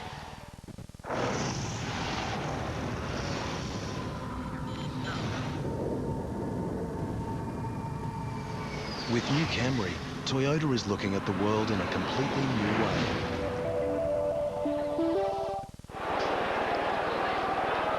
The Tigers trail by 32 points. And for every punch they throw, the Bulldogs just seem to come back with one good enough to stay in front in the contest. Tambling worked that away well. Richardson and Harris. Cracker, well tackled. Play on the call here. Tuck just pumping it on in hope. Cracker's still a chance. That was good. Johnson. And Howard, the first gamer, kicks his first goal in the big league. As much as they think that it's just going to be their 5-minute Saturday morning rush in, rush out, it never happens. Everybody walks past and goes, oh, I like that, I think I'll take that. Fibre cement Durasheet cladding only $17. Bamboo cane round fencing $49. Black & Decker 5-in-1 multi-sander with kit box $86. 30 seconds outdoor cleaner $29.98. Fairway fixed downlight kit just $8.98. We've got the products, we've got the range. Bunnings Warehouse! Lowest prices are just the beginning. So Cam Hyatt, how many in the club, Tim? 8 kicks, your 8th goal and your 8th kick. Yes, haven't got that one at the fingertips. Chris Ober will go to work on it. Bulldogs have got Brad Johnson in for the first centre bounce of the game for him. Minced decisively to Cross-Due. It's a great setup off the Brad Johnson inside the centre square. Cracker, in fact, it was handling superb. Cut the handball down. Then just can't find the handle. Gets support, though, from Foley. Now White. And the Tigers out of trouble. Only for a moment, though, as even marks on the wing. Got loose players inside the corridor. McMahon. Oh, geez, kick wasn't great. Johnson comes in. Richardson, 60 from goal, chips it over the top. Out comes Schultz. Well done, Morris. At the back, little paddle is okay from Patterson. Schultz. And Howard again. And we've got a boundary throw in. Nice interception by Kane Johnson, and again puts his team forward. Would you believe this is just the 5th boundary throw-in of the entire game? Patterson brings it down to Cracker, who's become dangerous. That kick not going to hurt anybody much. Is that what you call unrewarded running from the boundary umps? You do, don't you? It doesn't go on the stat sheet. It should. McMahon, better kick that time than the one that turned it over a moment ago. And he's given it back as a reward. He's done a lot of running and had a fair bit of the ball. This is his 17th disposal. Johnson. Good contest here. Tivendale, his opponent in this one. And Johnson has the luxury of Ryan Griffin running with him. Goes for Cooney. Oh, he's a clever player now and a skillful one. Grant. Oh, yes. Bit stronger than he was. Grant kicks it long towards the goal square. Out comes Smith, almost couldn't quite take the mark. Smith, handball back inside. Chance here for Robbins, who snaps around the body, can't bring it back. Faulkner the mark. He's marked it between the goal and point post. And Cameron Faulkner, who kicked a wonderful goal earlier on in this quarter. Another opportunity here. And to put the Dogs further in front. Faulkner trying to think his way through here, Rob. He's gone too far back. He brings it round and misses to the near side. I just reckon he needed to be about 5 metres from the man on the mark, take a couple of steps in and then get a real cut on the kick. Boomerang or banana, whatever you want to call it. He just was back a bit too far to do that. And he gave the impression he still hadn't made up his mind quite what he was going to do as he was running in, which is a little late. Joel Bowden, good move to Stafford. The 200 gamer from Sydney, started with the Swans, made his way to Melbourne. Pumps it in the Richardson direction and it fell for him. Wasn't the prettiest kick in the world, but got the result. Richo's having a mixed day. Johnson putting it out in front of Pettifer on the lead. That was a clever kick, beautifully weighted. And Pettifer now goes to Cracker, who will line them up again. Kane Johnson has been terrific for the Tigers in this third quarter. The Richmond skipper just always looking to set up to make it a bit easier for a teammate. And that's a terrific 50-metre pass to Pettifer, who in turn set up little Andrew Cracker. And they're not out of this, Richmond, because inaccurate kicking cost them 2 or 3 goals early in the game, and the scores are closer than they actually indicate. They are 2-7 from set shots. He really needs to kick this. I don't think he has. It's been touched. They're 2-8. At the other end of the ground, the Bulldogs are 6-2. Peter Street. Gee, long kick. McCormack the leap, but gee, set it past there. Stafford supported by Howard. Howard kicks towards Richardson, who marked 60 from goal. So the Street kick initially certainly missed the mark. Richardson wants something to happen. Drives it long to the top of the goal square. Schultz, and well done Hargrave into the side. And some real penetration on his left-handed punch. And we'll get a boundary throw in the back pocket for the Dogs. Margin 26 points. Tigers would dearly love one here at the 4 hide. Big pack of players around the football. It's not coming out. What's the umpire going to do? He's going to bounce it. Umpire Kennedy. A couple of Bulldogs who've been down. Brad Johnson's been down, beaten by Joel Bowden. That's why Rd18's given him a run on the ball, and Ryan Griffin needs to get more of it, just 7 touches. Stafford wide. Eagleton was first there, got a little boot onto it. Socket forward by Patrick Bowden to Stafford. Well done, Street. Affected the spoil. Now Johnson, as you said, Rob, on the ball. Gee, that's a good kick onto the chest down there of Baird. Travis Baird on centre wing. Chips it over the top. McCormack running for him. Well played, young man. Needs to find a target. Robbins had a couple to contend with Rains, and also Richardson getting back. Will get a boundary thrown 40 metres around from the Bulldog goal at half forward. Matthew Robbins, and he always plays inside the forward 50 for the Bulldogs. Just the 4 disposals thus far. Andrew Rains doing a very good job on him. Throw-in falls a little short, which won't please at least one of my co-commentators. Well, the boundary umpire will get another crack at it now. There is absolutely no excuse for it, Tim, because they have not been overworked today. It's true. They're out of form. Have another go. That's better. That is better. Street, though, can still snare it in front. Rains read him well. Joel Bowden, Foley, Polo.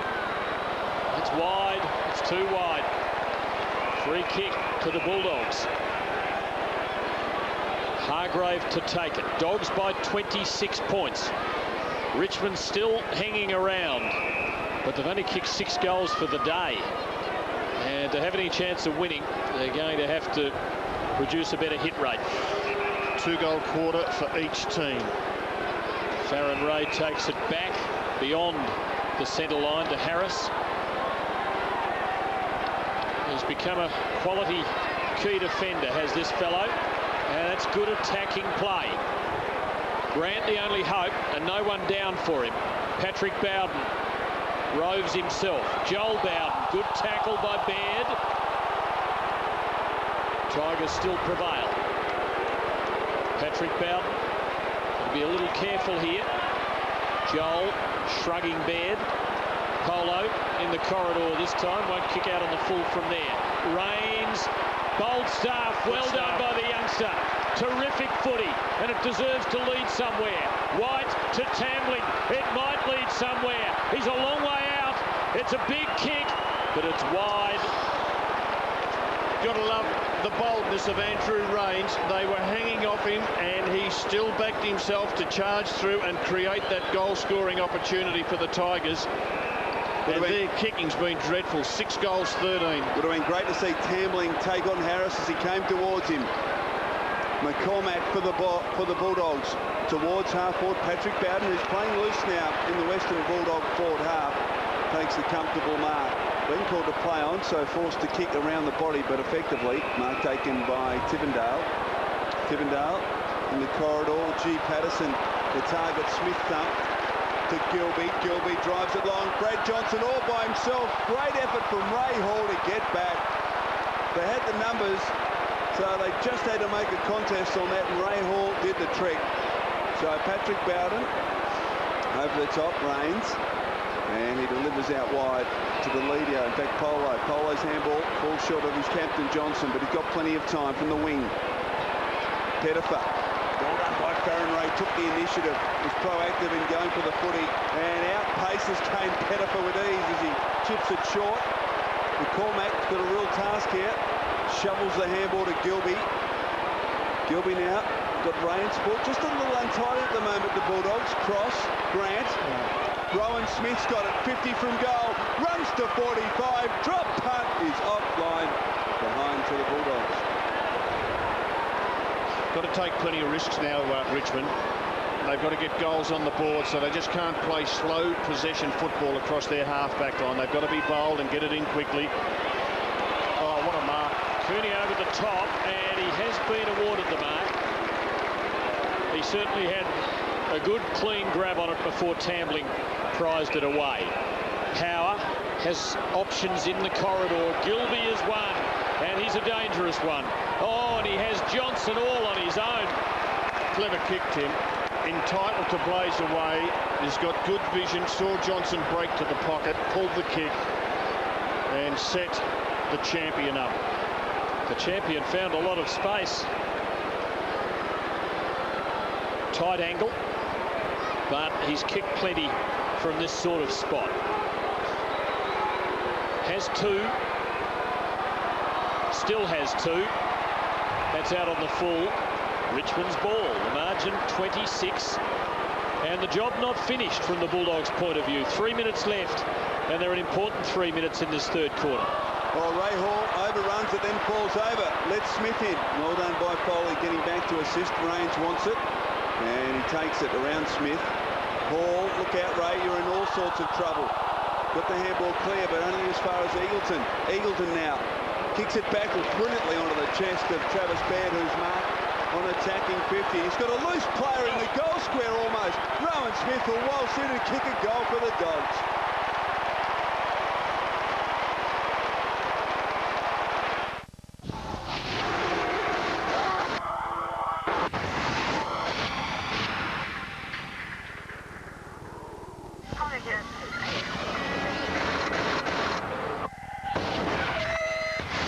As a learner, you need at least 120 hours practice in all conditions to help reduce the risks when you're on your P's.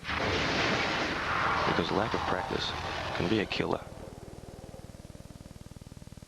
A breather for veteran Rowan Smith after kicking his second.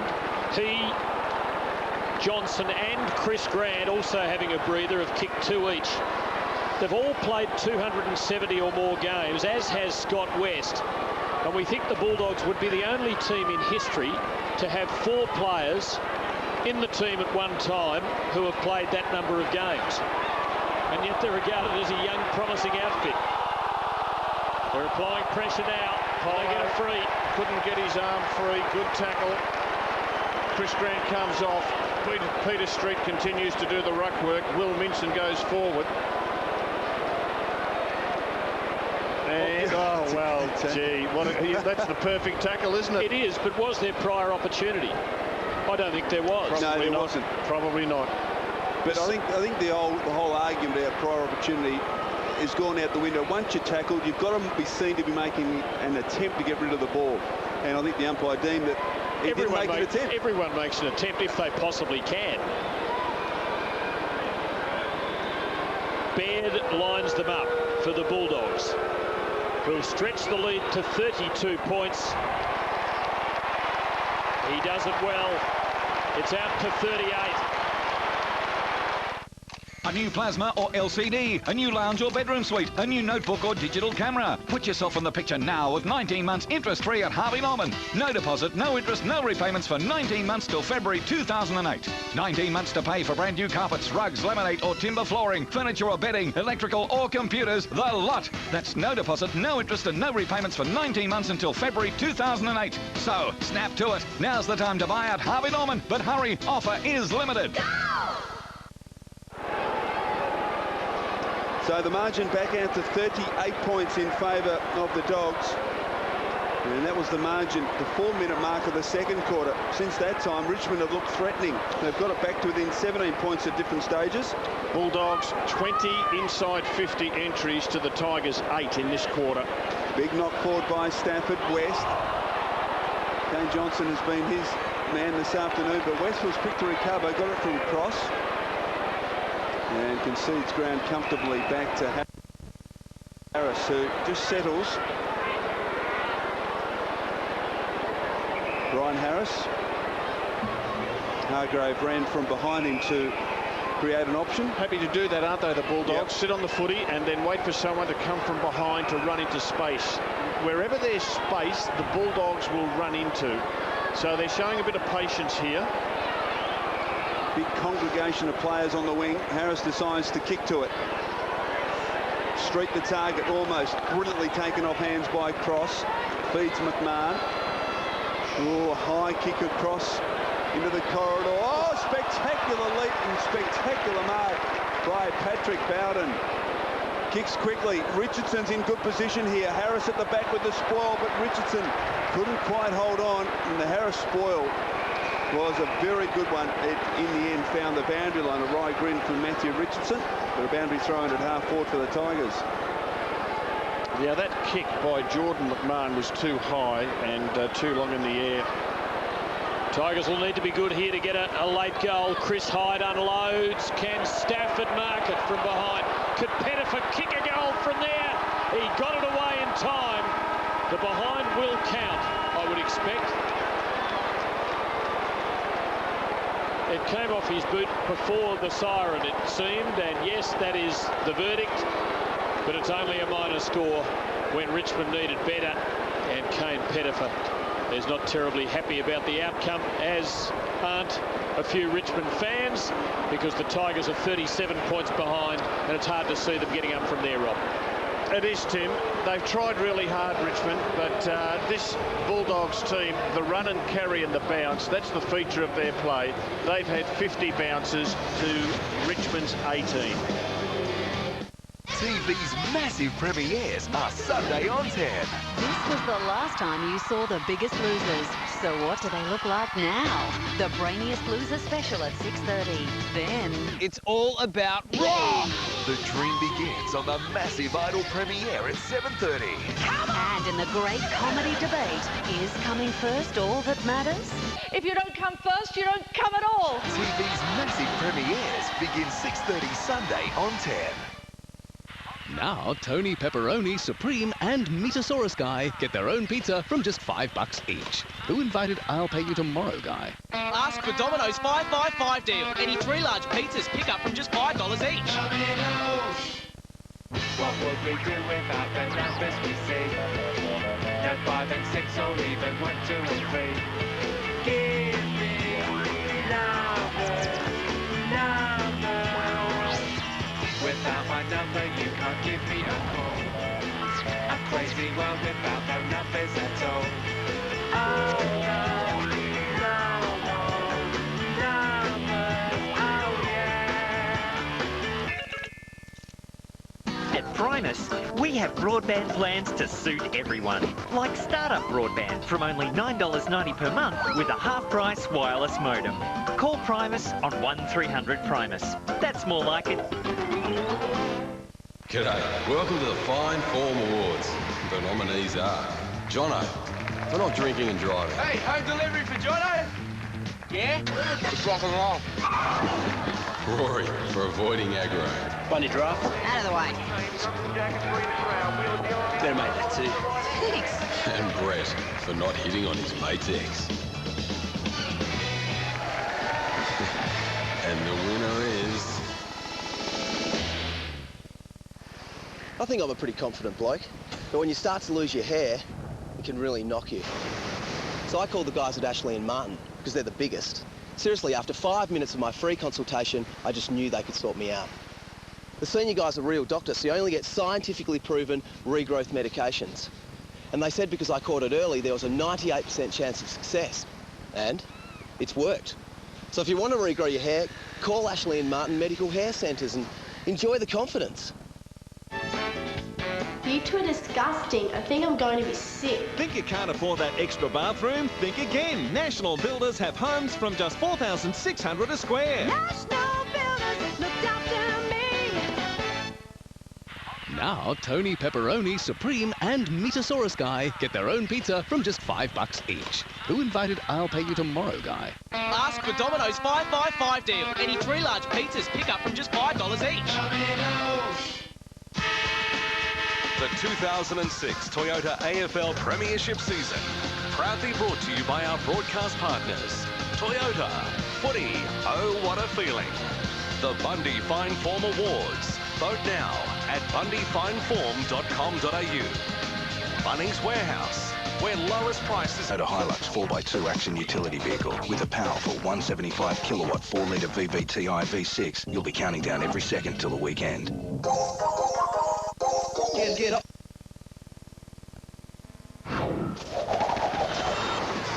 Richardson a task. He does very well. Little handball over the top to Rains. Oh, Smith. Butt Rains off the ball easily. Now gets around Richardson with a bounce. He's got Johnson in the pocket. Brad Johnson. And it lands just in front of Johnson. Mark taken by Faulkner from the impossible angle. He drills it. Oh, what a goal! The Western Bulldogs with that touch of flair and the ability to finish their work that Richmond don't have. 22 scoring shots to 20, and yet the margin is 37 points at the last change. A couple of veterans among the goals there for the Bulldogs. Chris Grant in game number 330. Rowan Smith also 2, Cooney 2, and Brad Johnson also 2 goals. Andy Marr's got some news on the boundary line. Yeah, Tim, there was a bit of a sting in the tail there right at the end of that third quarter. We saw that flurry attempted kick off the ground by Kane Pettifer that came off the knee late in the quarter. There it is there, we're watching it. It was clearly a behind. Kane Pettifer unhappy that he hadn't been awarded a free kick for a push in the back by umpire Meredith. He certainly let the umpires know in no uncertain terms. Ray Chamberlain came in, the second umpire on the scene, hearing some abuse from Kane Pettifer, and umpire Ray Chamberlain has in fact reported Kane Pettifer for abuse. So it's becoming a bleaker day by the moment for the Tigers. Back to you. He might have had a case too. It did look as though the desperate late lunge might have thrust him forward. Oh, I thought you were talking about umpire Chamberlain in the report. Here it is. McCormack, although there is maybe a touch of the dive about it, but certainly the contact came from behind and did seem to take him forward. And Kane Pettifer never one to hold back, whether the attack is on his teammates or the umpires or himself. Scotty West starting most centre bounces outside the centre square at the centre half back area, and he's tagged for the day. Kane Johnson going with him. At this stage, West 22 disposals, Kane Johnson 15. The Bulldogs well in control, and Richmond's last faint hopes of being a contender for a place in the finals would seem to be about gone unless they can produce something heroic here. There's Faulkner, who we saw kicking that very clever goal during the third quarter. Free kick Tigers' way. Cameron Howard, who kicked his first AFL goal in the previous term, goes for his captain, who did pretty well, but West is making it tough. Johnson cross, West again, Johnson again, and the Bulldogs win the exchange, and Baird is all on his own, and he can run in and nail his second goal for the day and stretch the lead further.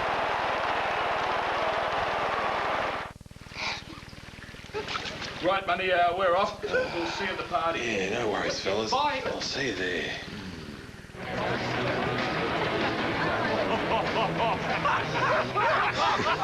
Clever, fellas. Very clever. I like a bloke who's man enough to wear pink. Come meet my friends. Sure. Cheers for the fashion tip, fellas. Classic. So the margin, 43 points, the biggest of the afternoon. Patterson and Minson, Boyd, draws Tambling, McCormack, back to Boyd, again around Tambling, then kicks it towards Minson. Oh, well done, Big Ray. Played on, great tackle coming from Grant, spills to Howard. Chris Grant not happy. And his kick is low, with the mark taken in his chest by Pettifer. Back inside to Patterson, Adam Patterson. Kick towards half-forward, Richardson in good position, marked strongly. Well played by Adam Patterson, a player of the future, a young ruckman, and has impressed this season for the Tigers. And that was a wonderful kick out in front of Matthew Richardson, gave him every possible chance. And now we've got the hard part. Richo to put it through. Should kick it directly in front. Kicked 1-1 this afternoon, kicked 4 last week, had a lean patch before that where he only kicked 3 goals in 5 games. But the number 2 just held back on it a little, and as a consequence misses to the left. Didn't really kick through it, Rob. He didn't kick through it, and he didn't kick through his first couple of set shots in the first quarter. Quick takeaway here by the Dogs. Hargrave receiving the kick in. Bit strong for Cooney. Tivendale with him. Was held. Tigers ball. 42 points down. Patrick Bowden, who missed 3 times from set shots in the first quarter when Richmond got themselves into early trouble. Richardson again. Too far out this time. Puts it in the right spot. Cracker waiting down. Stafford almost marking it. Hargrave again. Cross. Smith.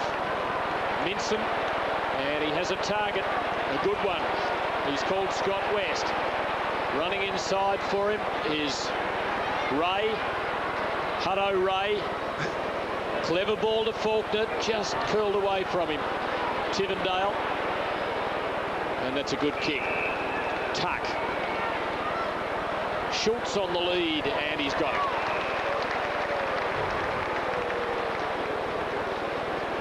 Should be able to kick it from there, but many of his teammates have missed this sort of shot during the afternoon. Baron Ray kick just really opening it up for the Tigers. Missing the mark, bringing it straight back into the corridor. Schultz goalless. He squeezes this home. And the Tigers pull one back, but still trail by 36 points. Get up, move, get up, move, get up, move, get up, move, get up, move, get up, move, get up, move, get up, move.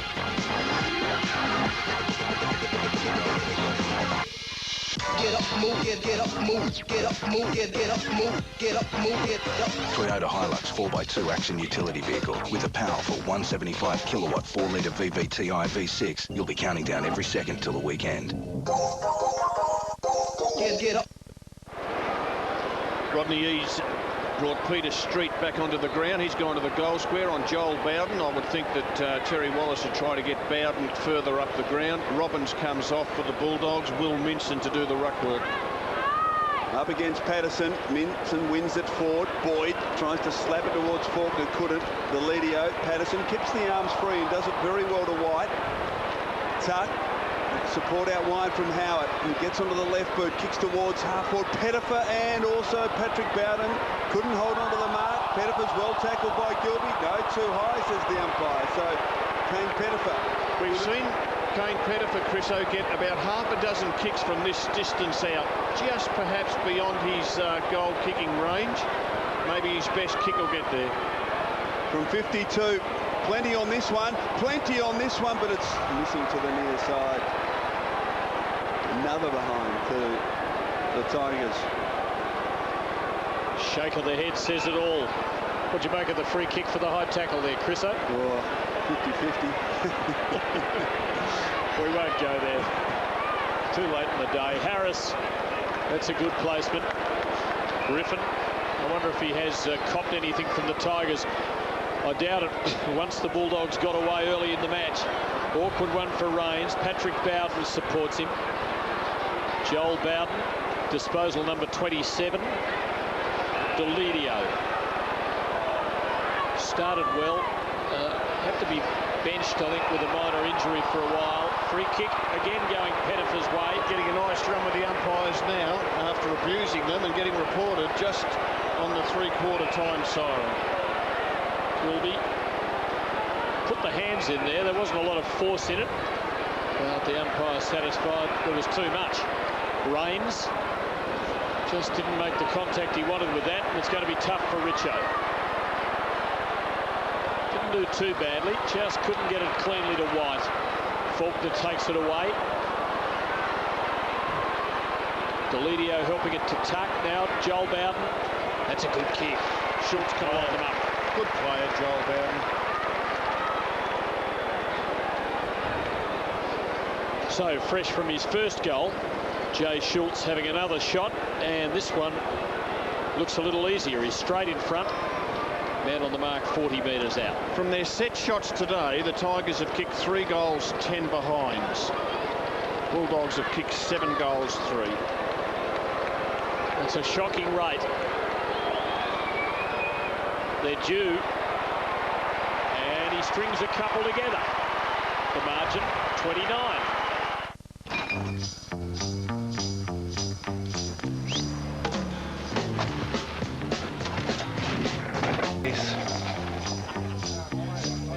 It's exactly the same.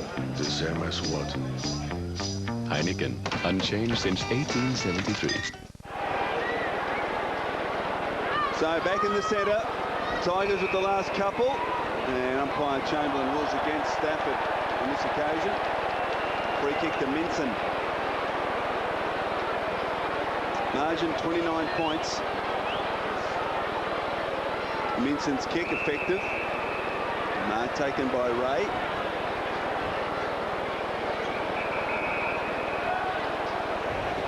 Handball off to Hargrave. Kick inside attacking 50 just towards cross. Foley is in close attention. And we'll get a boundary thrown. Now here's the live ladder. And the Western Bulldogs there up to 6th position, but you can see how close it is in terms of points and also in terms of percentage, and how crucial it is for the Bulldogs this afternoon to press home this advantage they've got over the Tigers. But Richmond have kicked the last couple and bring it out of defence with Kane Johnson. Richardson can't mark low down, and we get a boundary throw in on the wing. The other interesting dimension of that is that Sydney and Fremantle are expected to win. Sydney play Essendon, Fremantle play Hawthorn. They're both at home. And we can have 5 teams on 44 points from 5th to 8th. Good movement by the Tigers. Foley receiving from Kane Johnson. Goes in the Schultz direction again. Morris able to prize it away this time and then flick it off to Power and McMahon. Gilby down. Cross gives to Ray, who could just about go all the way here. Seemed to deliberately guide it off the outside of his boot, and if he did, it was very clever. Grant, the bounce important. Polo hasn't had one of his best days. Baird's hand pass going nowhere, might get a second chance. Joel Bowden, cool in the traffic. Gives to Cracker. And the Tigers on the counter-attack. Howard to Johnson. Lindsay Gilby with the left knee in trouble. He's on his feet at half-back for the Dogs, but not in great shape as Patrick Bowden kicks towards Richardson, who marks. Had the set, had position, and he'll kick from 50 with left half forward. He's coming off, Chris O. They initially went with a thumbs up, but he's obviously in a bit too much strife here, Gilby, so he's coming from the ground. 27 disposals, Lindsay Gilby. Gee, let's hope he's okay and he's not another dog down with another knee injury. There he is. Left knee the problem. Matthew Richardson. Kick 1-2. It's high. Is it straight? Yes! Another one to the Tigers. A new plasma or LCD, a new lounge or bedroom suite, a new notebook or digital camera. Put yourself in the picture now with 19 months interest-free at Harvey Norman. No deposit, no interest, no repayments for 19 months till February 2008. 19 months to pay for brand new carpets, rugs, laminate or timber flooring, furniture or bedding, electrical or computers, the lot. That's no deposit, no interest and no repayments for 19 months until February 2008. So, snap to it. Now's the time to buy at Harvey Norman. But hurry, offer is limited. The Bulldogs lose an important player in Gilby. Minson having a breather. And Richmond are on the way back. The margin is just 23 points. Plenty of time left. If the Tigers could get the next, the flame will be burning. Here's Gilby.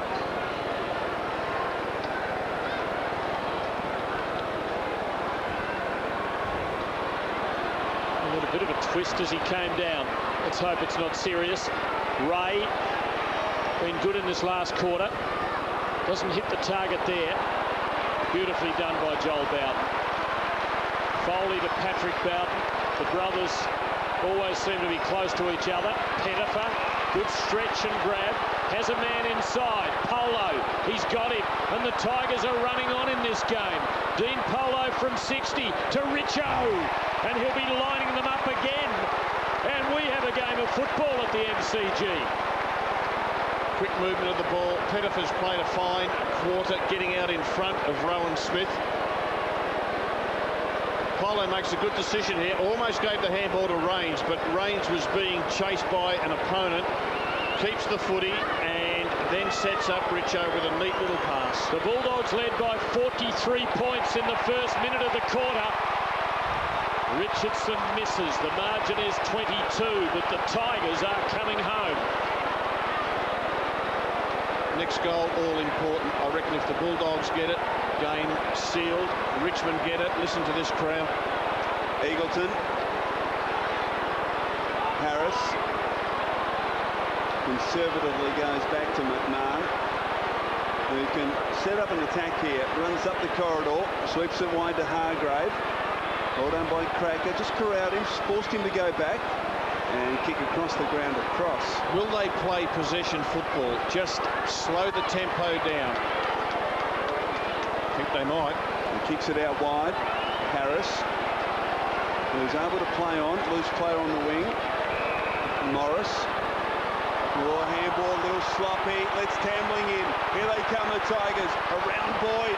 Crashes that tackle. Well done, Faulkner. Was able to effect a smother.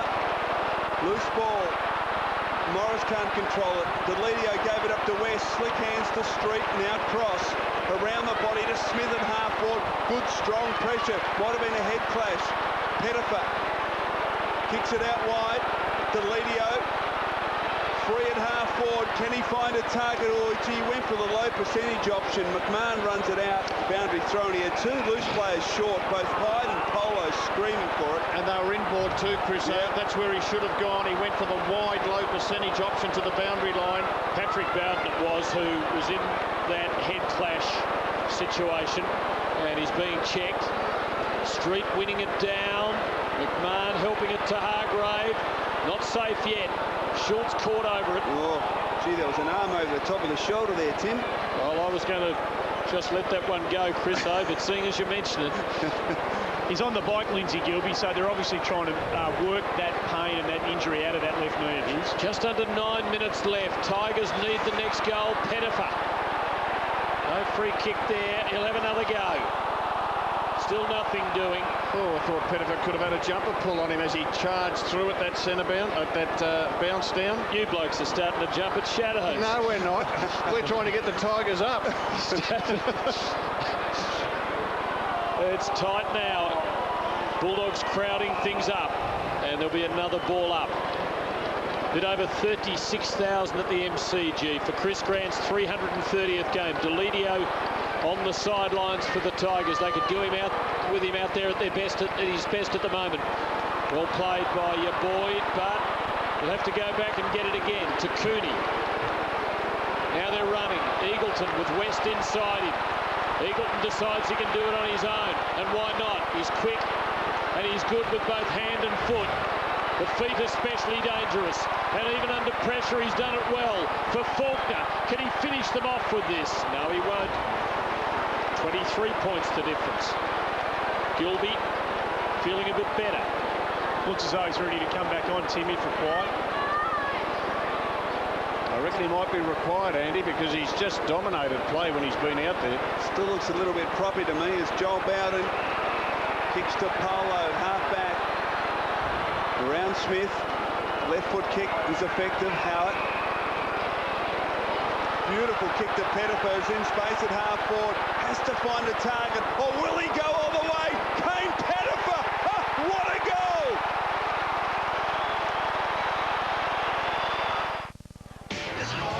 goal! Love your footy?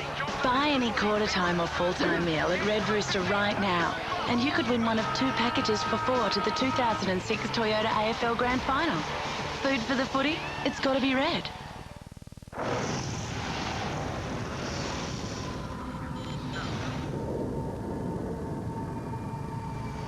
With new Camry, Toyota is looking at the world in a completely new way. Here we see Kane Pettifer. It's his 6th kick of the quarter, 3 marks, and he's given his team a real sniff. And Rd18 would be just a little toey right now because his team is stopping. Richmond coming at them. 3 goals would win it for the Tigers. Patterson, a good clean knock, but straight to an opponent. McMahon pumping long. Bulldogs need a goal. A goal would just about finish it. Joel Bowden surprised them by going onto his natural side. Patterson and the Tigers are running rampant. Foley, they're on the burst. They're dangerous. Goes long to not very much. Cracker got the hands onto it. Kane Johnson. Howard. Big swing at it. Tuck couldn't hang on there. Chris Johnson in the back line for the first time in the game. Rodney Eade put the veteran into defence. Wanted him to help win the game up forward. He did his bit now to try to save it. Looked as though it was going to be a cruise in his 330th. Now he's got to try and hold them together. Boundary throw-in taken out by Tivendale. Couldn't get a clear shot at it, and Chris Grant allows it to go over. And is that deliberately letting the ball go over? Yes, it is. It is. Would have been a brave call by the umpire. So the Tigers deep into attack. The margin is just 17 points. Street and Stafford. Tivendale couldn't quite find it. Power. Grant on the boundary. Kicks it along the ground, but it's all Richmond. Chance for Howard. Joined that illustrious group with his first goal, with his 8th kick in AFL football. Tambling kicks it towards Patterson. Had the arms taken. No free kick. Patterson ducked ahead. No free kick there. Tuck. Wild handball. Pettifer. Well tackled by Ray. Tambling finds it. Back to Howard. They're pressing hard, Richmond. Howard to the goal square. Schultz couldn't take it. Oh, Ray in desperation fists it through. Pettifer tries to keep it in. Can't. Behind. A rushed one. 16 points the margin. And I'll tell you what, they're coming hard, the Tigers. Was that a free kick, Tim Lane? Well, it was stretching the limits of acceptance, but we won't give it. Gilby about to come back on. Boy, Sam Power coming off. That's why the umpire's job is so hard. Just under 6 minutes left. The difference is 16 points. History says the Tigers can't do it. They were 37 points down at the last change. That's the biggest three-quarter time margin they've ever come back and won from. It happened in 1947 against South Melbourne. Playing possession football, the Bulldogs. Umpires have put the whistle away. No free kicks in the last 12 minutes. In fact, it was 43 points at the 1 minute mark of this final term. Morris pokes it forward for Street. What a player. To balance it on the palm of his left hand. Given opportunity this year and has grabbed hold of it, has become the #1 ruckman for the Western Bulldogs. They are hanging on right now. 16 points in front as we enter the last 5 minutes. Ray Hall, support at ground level. Patrick Bowden up and about after a knock to the head. Foley, Richo in a contest. Needs to assert himself. Got to get rid of it. Oh, he does just. Robbins well tackled. Umpires will not give a free kick. And listen to the fans. Big clearance coming up here. Patterson. Street gets it to the back. Tivendale well tackled. Didn't have any opportunity there. And umpire Chamberlain calls for a bounce and attacking 50 for the Bulldogs. They led by 26 at quarter, 24 at half-time, and 37 at three-quarter time as Patterson scrambles a kick forward beyond the wing. Well done by Richardson, kept his hands clear. Well done and turned by Cross to McMahon off a step, kicks it back towards Gilby on the ground. Bowden, geez, cool under pressure. His kick though missed the mark. White comes off straight off the interchange bench into the action. So they've got a 4-on-1 situation. Patterson, Richardson needs to get up, Matthew. You're clear. Didn't know it. Didn't know it until it was too late. Dangerous situation. Player coming off the interchange. West not aware of it. So Richardson kicks towards the top of the goal square. Gee, I don't know about the option. Chris Grant, the loose player back. As marked. Must have been fatigue, I reckon, Chriso. I mean, he really needed to move it on there, didn't he? And he sunk to his knees. McMahon. So just trying to retain possession at the moment, the Bulldogs. Cross. This fast-flowing, exciting brand of football that we saw in the opening half has all but disappeared as they try and hold onto this margin, which stands at 16 points at the moment. McMahon. Now he goes because no one comes to him at all. In fact, there's a passage right through the gap as he kicks towards. Full forward Stafford drifts across and takes the comfortable mark. Gives to Rains. Goes to Hyde. Hasn't had a lot of it today. Chris Hyde just His 9th disposal, takes it backwards. They can't afford to waste time. Bowden to Bowden. Got to kick 3 goals to snatch this back. Patrick Bowden, they're trying to weave it into a position from where they can really attack. Tivendale, Deledio. Bulldogs back in big numbers. Ray with Pettifer. And Hargrave laying a useful hip and shoulder. It's come off a boot. It's the Bulldogs ball and just came Pettifer's luck. He won't be happy. Daniel Cross. Gilby could see a gap that he could go through and decides in the end he will go. Kick not his best, although the Bulldogs with numbers around it. West put his body over it, needs to get it out. Grant. Ball up. And the Bulldogs doing a pretty good job of tying things up. Richmond 16 points down. With a quarter time so far in the match and the number of goals kicked. 5 goals in this final term as Tivendale, under pressure, kicks with a non-dominant side towards half forward. Good control from Morris, tied the ball up, got it back under his control. The bounce at attacking 50 for the Tigers.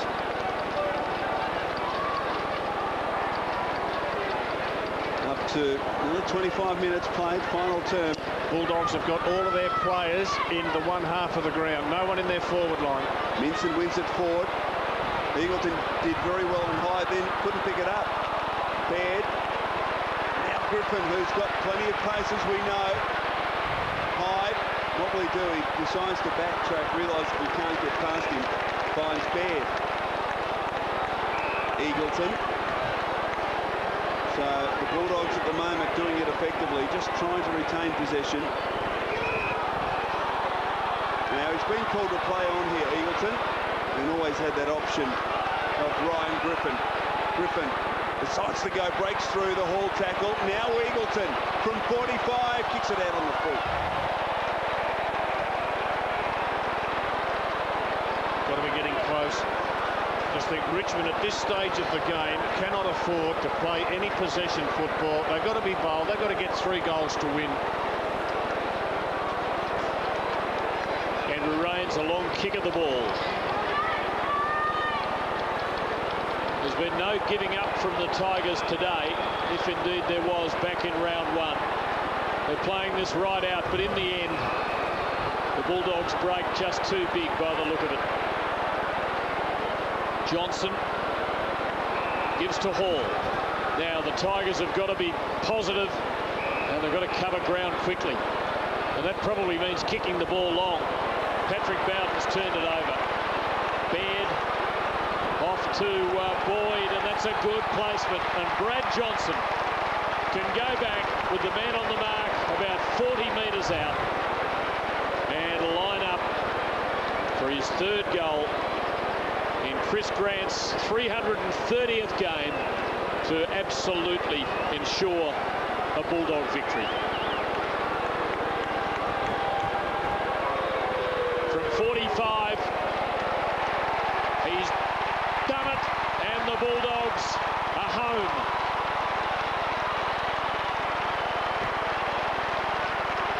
There have been some anxious moments in this last quarter, but they have always had that little bit extra up their sleeve. And this fellow is like an ace, an extra ace in the deck. He's just a wonderful player. And his good mate Chris Grant claps. He knows they're home now. Richmond fans leaving the ground in masses. Their team put up a pretty good fight. Chris Grant, 330 games, will end the game playing on the last line of defence.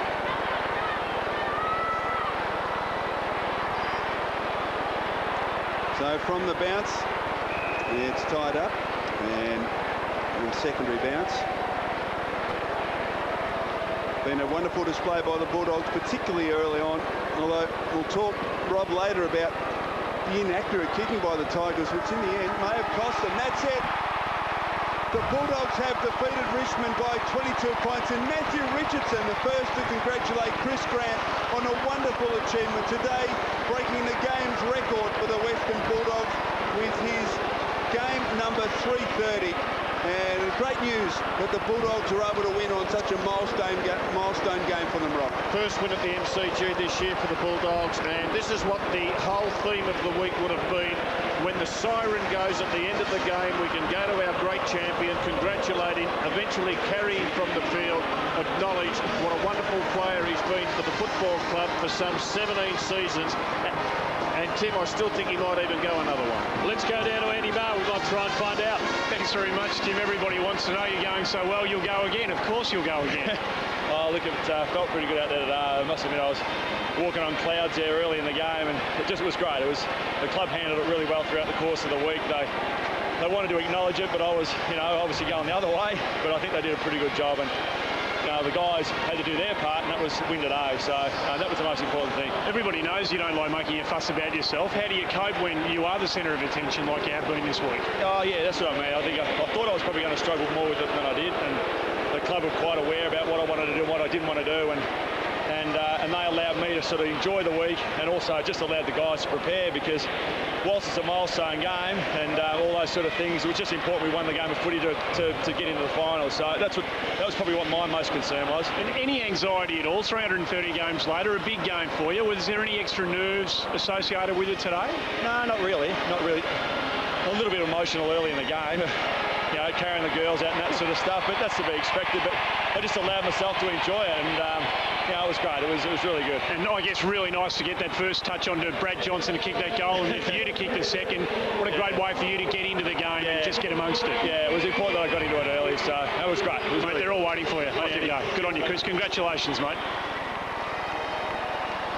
It's the only outcome, really, that this day could justly have produced. A hero of the game, and that picture says it all. Loved by his teammates, loved by rivals, loved by fans. The club record holder, 2 goals, a winning day, 330 games, and hopefully a few more where that came from yet. Respect's the word, Tim, that comes to mind. Respect for a great champion on and off the field. I think he'll play another year. I hope he does.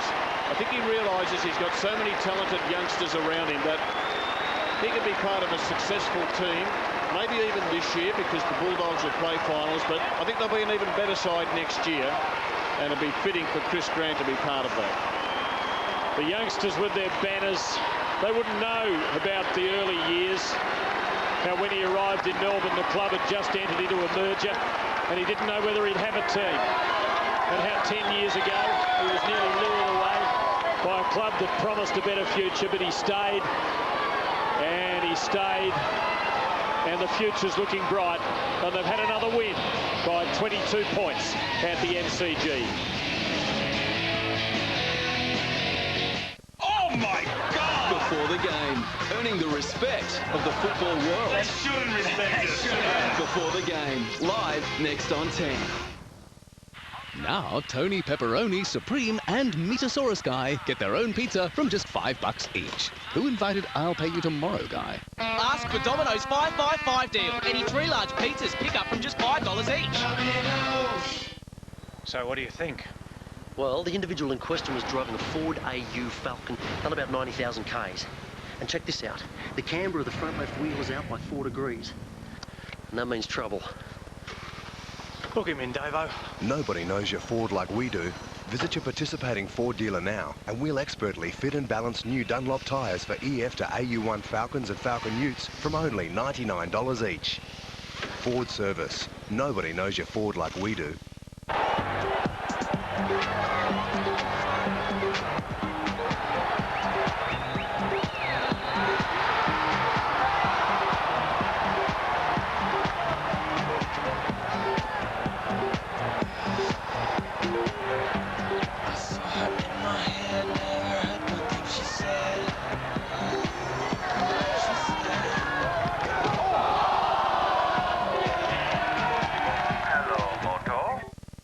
A new plasma or LCD, a new lounge or bedroom suite, a new notebook or digital camera. Put yourself on no deposit, no interest, no repayments for 19 months till February 2008. 19 months to pay for brand new carpets, rugs, laminate or timber flooring, furniture or bedding, electrical or computers, the lot. That's no deposit, no interest and no repayments for 19 months until February 2008. So, snap to it. Now's the time to buy at Harvey Norman. But hurry, offer is limited.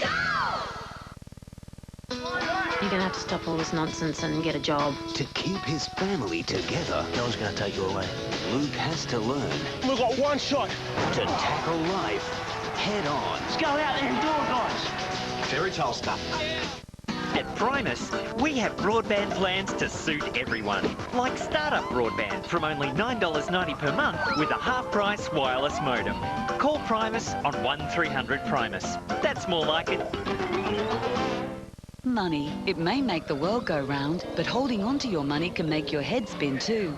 Sometimes it just seems to disappear by itself.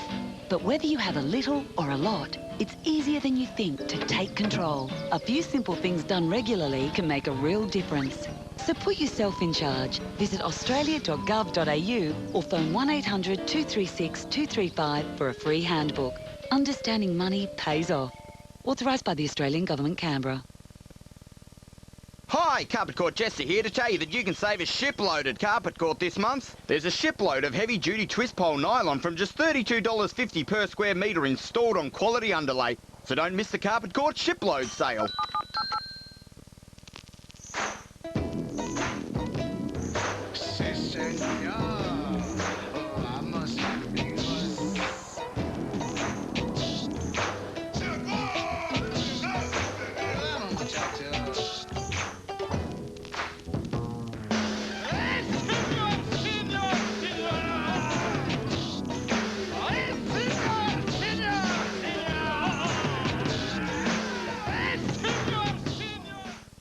On road, Misha Barton, Nick Lachey live in the studio. Plus, Nelly Furtado performs live. Saw Nelly Furtado the other day. I said, "You're like a bird." She didn't even answer me. She just went, "Hello, Rove, 9:30 Tuesday.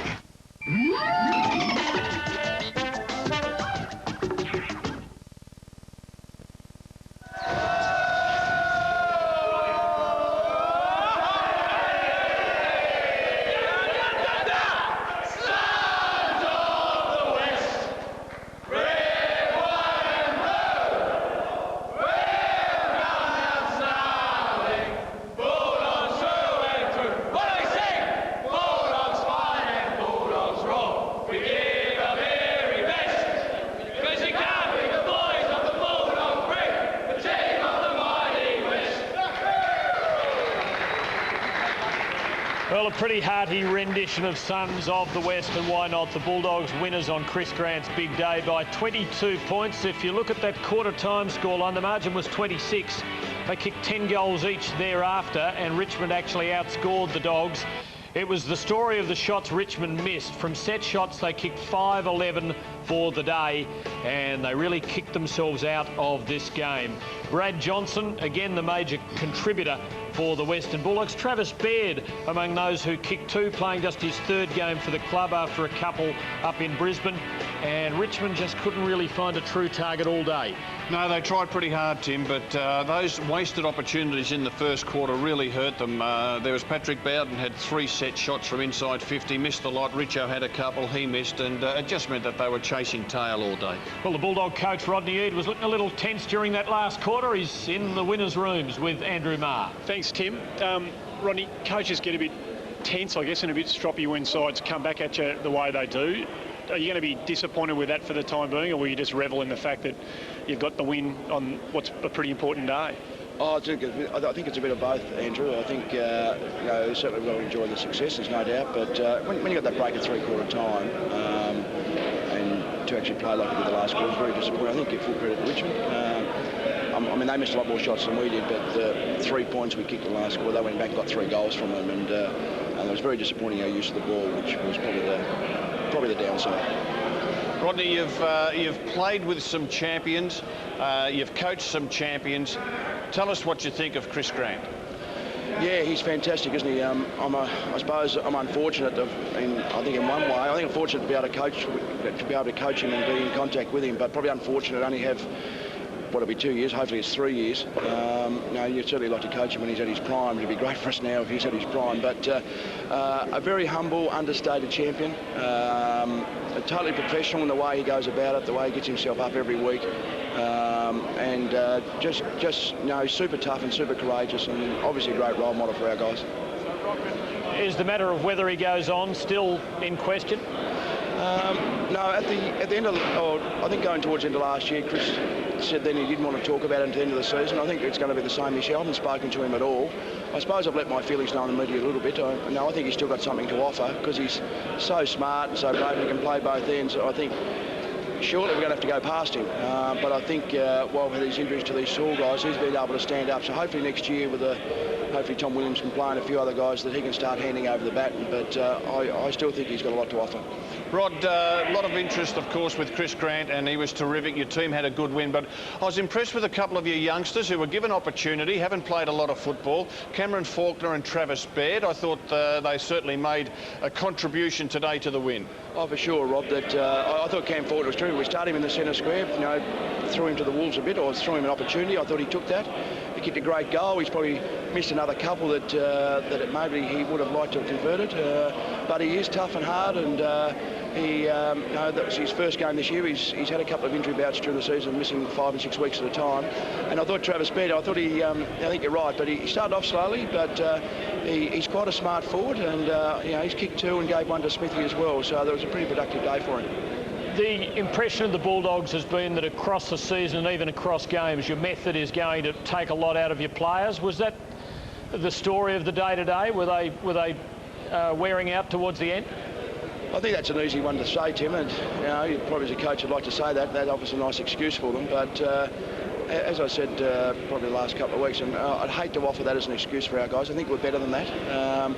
I think we're freshening them up, and I think we had plenty of run. I don't think tiredness really is the reason that we turned the ball over so much, and then we're able to get caught on the rebound. So I still think they've got some run in their legs, but having said that, we obviously got players out. We've had to play 3 or 4 new players, and we haven't got a lot of height. So perhaps we're going to have to use our run more than the opposition, which may at times, I suppose, drain us. We're all going to look at the ladder. We do at this time of the year. You've had a couple of results go your way, one last night and one today with Melbourne getting knocked over. Do you ponder top 4 much? Is that something that in your quiet moments, do you do any of that at all? No, Andrew. This game's got a tendency to bite you on the backside when you least expect it. And I think we've just got to shore up being the 8. This will go close, and I suppose depends on the Geelong game. But I think our focus has got to be next week. If we can win next week, then we can maybe look for higher honours. And but they're certainly tight from 3rd to 9th at this stage. You don't mind if we do it on your behalf then, do you? No, that's okay, mate. You can do it on your show tonight. It'll be terrific. Congratulations. Well done. Thanks, mate. Back to you, boys. Thanks, Andrew. Well, I'm not sure about his players. I think the coach is probably glad that one's over because things were just a little tense in the last quarter. Let's have a look at some of the contributors. Lindsay Gilbey, biggest possession, and it did take a knock, gave Bulldog fans a scare in the last quarter, but came back and 28 possessions. He just had a fine game, Tim. Playing pretty much as a back flanker, back pocket. Tigers tried to get him out of the action by dropping him back, but as soon as the Bulldogs take possession... Plenty of thin.